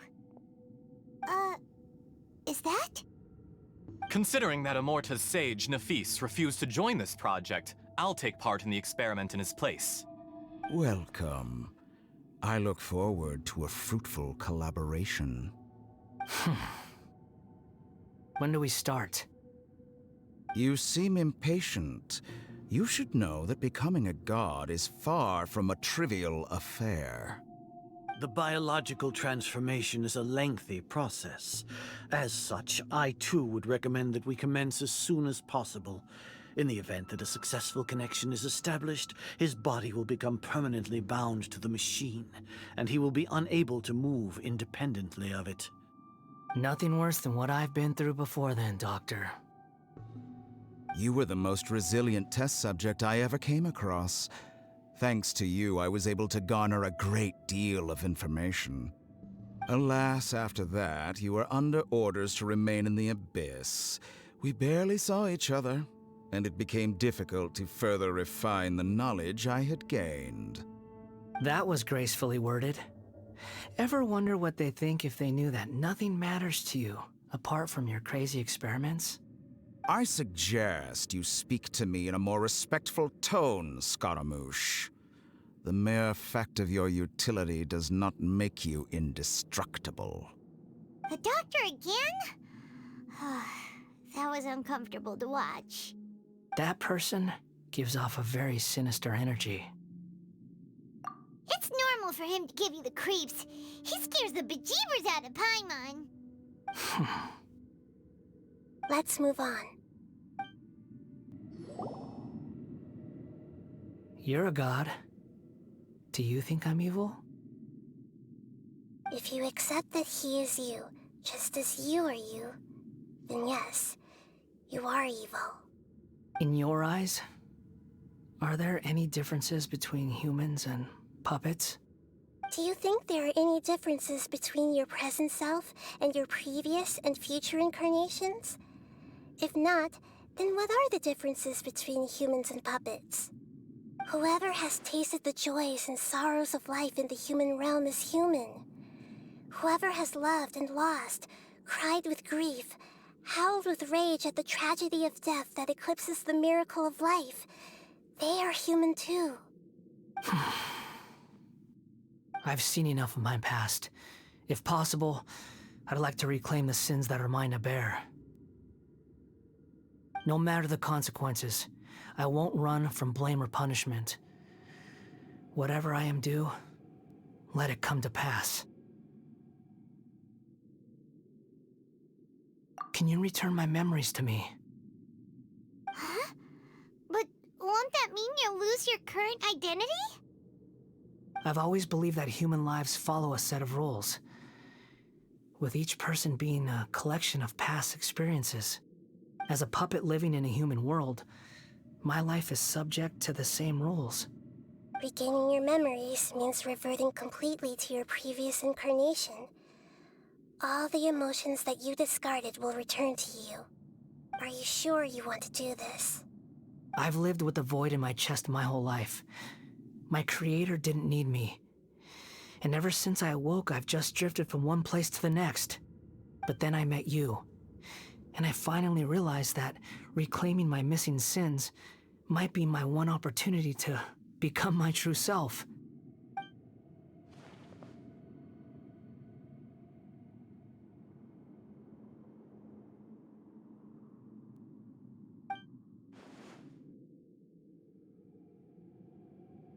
I've always felt I have an innate tendency to yearn for something more, in a way that goes deeper than for most people. But for all my soul-searching as a Shugenja, I've never fully understood it. Looking at it now, it seems that I brought this curse upon myself. So I beg you, grant me this opportunity to gain a purpose, to change my destiny, and end my wandering. Very well. Since your mind is made up, I will return to you that which is yours.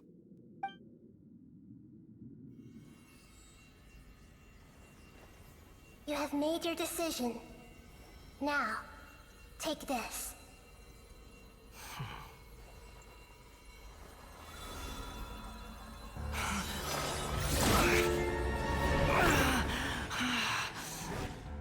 Set him free? A puppet? What's he doing here? You're a human as far as I'm concerned. Everyone's here. Wonderful. What a fine blade. Nagamasa will be thrilled. This is my...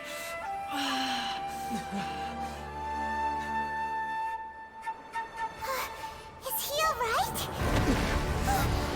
No way!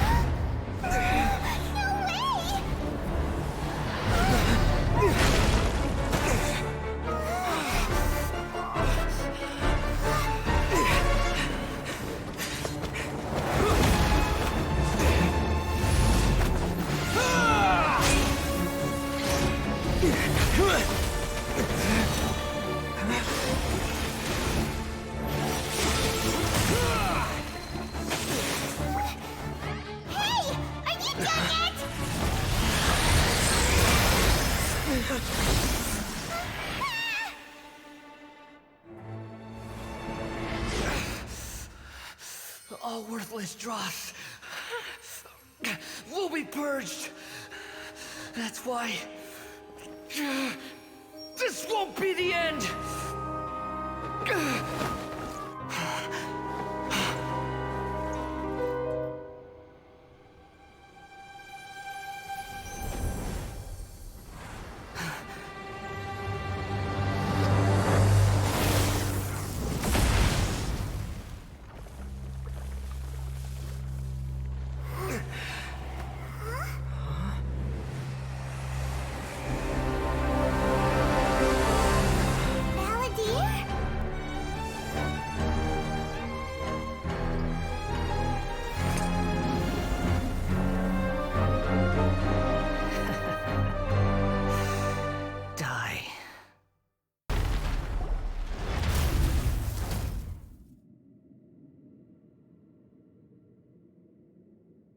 Imbecile!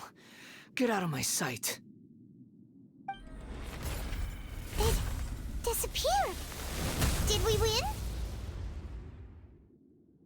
What did you expect? I'd never lose to that. There's the tone of voice again. You're definitely back to your old self. Wait, but it was you inside that thing too! What have you got to be smug about? Sorry.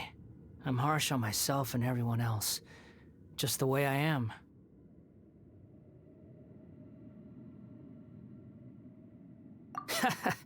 You sound like you're concerned about me.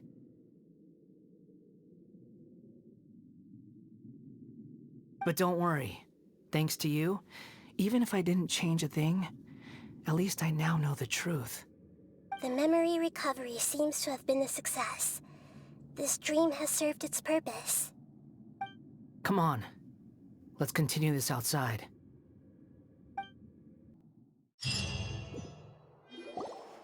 Welcome back, Traveler, Paimon, Balladeer. It feels like we just went on a really long journey. Paimon's exhausted. You don't like being addressed by that name? It's fine. But I was just thinking, I should probably change it. After learning about everything the doctor did, there's no way I can carry on using a name connected to him. I'm not planning on returning to the Fatui, and they wouldn't take me back anyway. Recent events will have affected a lot of people, and they might not even remember who the Sixth is. So, you're quitting the Fatui for good?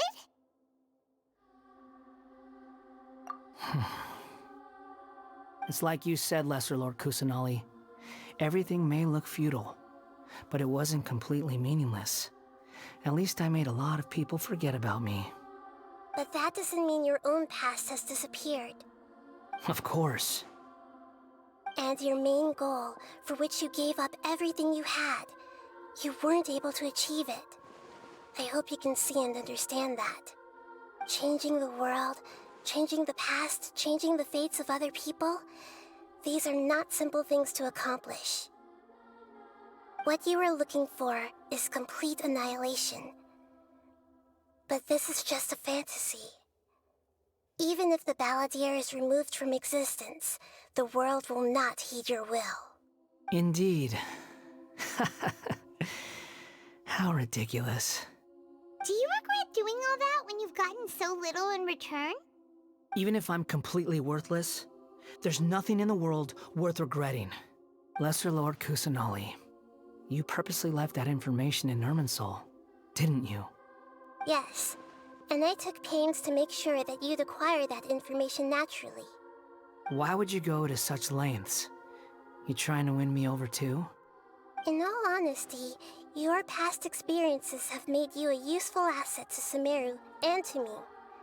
Winning you over was indeed a part of my plan. But before that, I wanted to tell you the truth about your past. If all I wanted to do was use you, then I'd be no different from the doctor. Very clever. I guess you could say that's one of my virtues. Utility to others is what gives me worth. So if embracing my sins is what it takes to make me useful again, so be it. Oh right, I almost forgot. You're the good guys. You're into justice and all that. Sorry if I have a slightly different perspective on things, but I don't feel like I've been duped. The wisest leaders are fated to end up with the best helpers. I can live with that. I'm glad you're able to think of it in that way. Traveler, in the future, I'll continue to search Irminsul more deeply and see what secrets can be uncovered, including the beginning of your twins' journey recorded in Irminsul. What exactly happened before and after that point? I want to know as well. I will try. Traveler. After I dove into the information torrent in Irminsul, why did you go to Inazuma? So that's how you found out whose fate had changed. And how? Well, whatever your reasons, you did me a favor. And I'll do everything I can to pay it back. Borrowing and returning are the only real relationships between individuals. I'll balance the books one day. Don't you worry. That's not true. A relationship between two people is not simply a ledger that can be reset to zero. I think deep down you realize this. People who show up in your life don't just evaporate like water drops and leave nothing behind. There is no such thing as balancing the books. Some things in this world can never be brought back, and they can never be changed, which is why there is emotion in the human world. Everything that you feel is real and lasting, and whatever is missing in you will not be made whole. To be human is to live with imperfections. You can choose whether or not you want to be human. But humans can't live without a heart, can they? Anyway, I gave up trying to become a human a long time ago. You understand what pain is perfectly well, even without a heart. You're just bearing your feelings. The past is set in stone, but you can keep moving on. And the longer your future lasts, the shorter your past will become, until one day, it is but a tiny fraction of your life.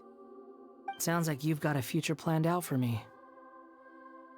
Everything's ended up being pretty darn complicated. Paimon doesn't even know where to start, but the most important thing now is that you need to follow Nahida. Otherwise, all our efforts will have been for nothing.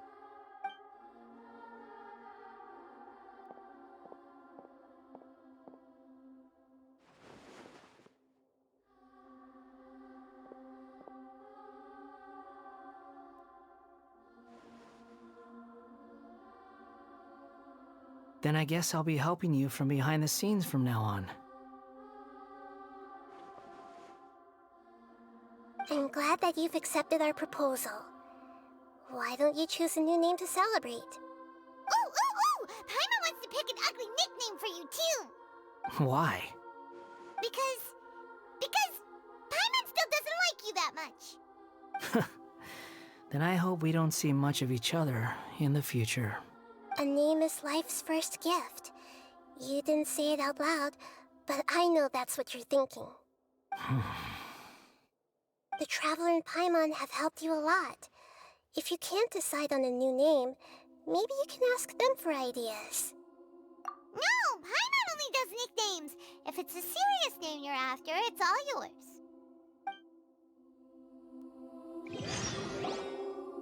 Have you got anything?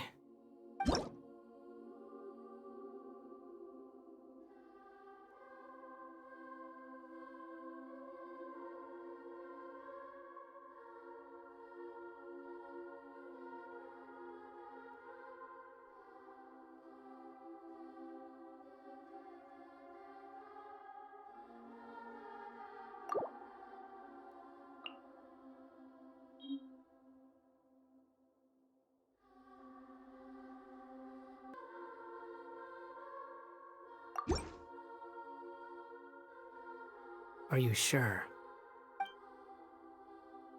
Oh, all right. If you say so. There. Now you have a name of your own. What about a nickname? Are you done yet? Still thinking. Stop rushing me! Take your time. I don't need to see you again until you've thought of one.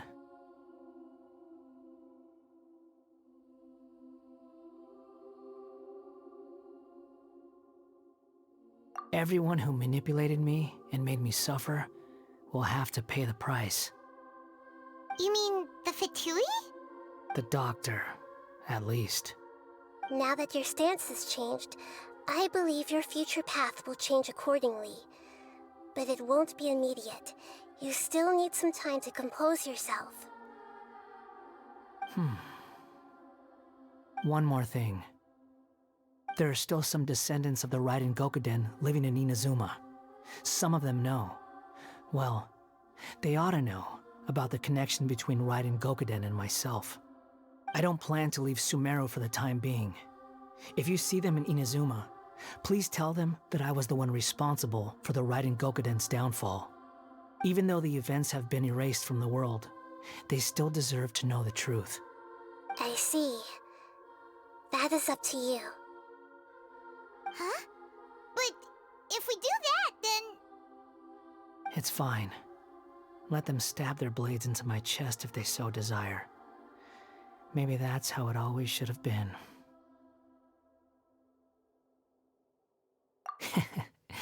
No nonsense. I like it. All right, let's call it a day. Goodbye, wise deity. And you too. He's gone. What he went through today would have been like living an entire lifetime in an instant. He'll need some time to calm down. Yeah, true. But even so, after everything that's happened, he doesn't seem quite as fierce anymore.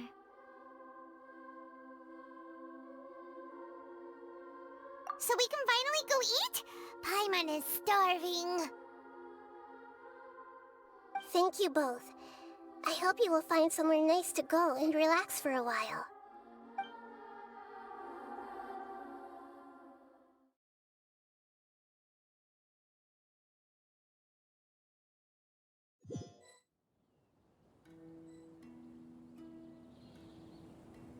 I've got it! I can end my novel with some words from Mikoshi Nagamasa. You mean because everyone else in the story is dead? Yeah, I heard that Mikoshi Nagamasa died at a ripe old age. He's the perfect fit to be the narrator of the epilogue. The dark clouds had dissipated, but they continued to cast their shadow in Mikoshi Nagamasa. Then, one night, as an old man, he had a dream. On the night when that prized blade, the Daitatara Nagamasa, was forged, the people rejoiced, and there was painting, dancing, and drinking. All these expressions of joy melted down in the furnace fire and turned into red clouds that rallied around the final sunrise that Mikoshi Nagamasa saw in his lifetime. Life is a story too long to be told, a journey that you must walk to behold.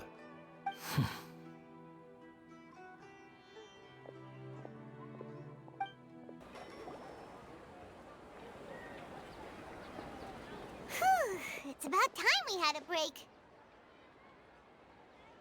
As soon as you stop, all the tiredness and hunger comes rushing back. Wow, great! Huh? Look at the vase. Did someone break it while they were cleaning the room or something? But Paimon doesn't remember there being a cleaner.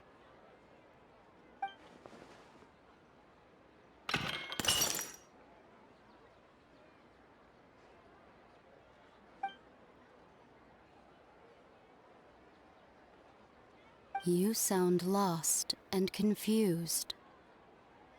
I know why you are troubled.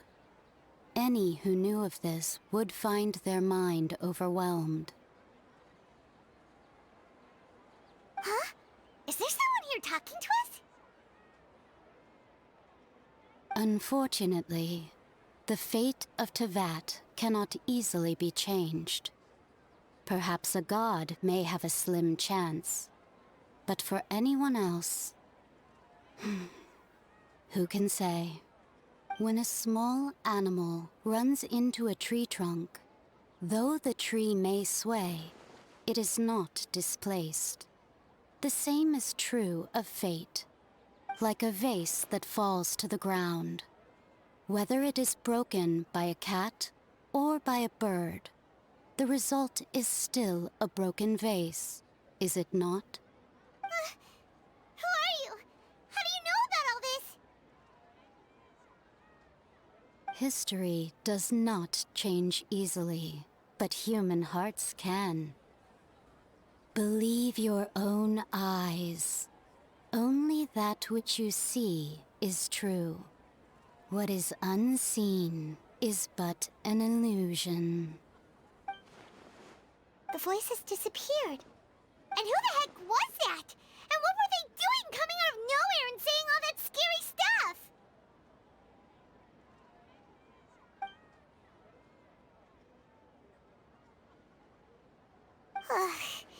Anyway, that vase is still lying there broken on the ground. Should Paimon go get someone to clean it up? It feels wrong just leaving it there. Just a moment. Paimon will be right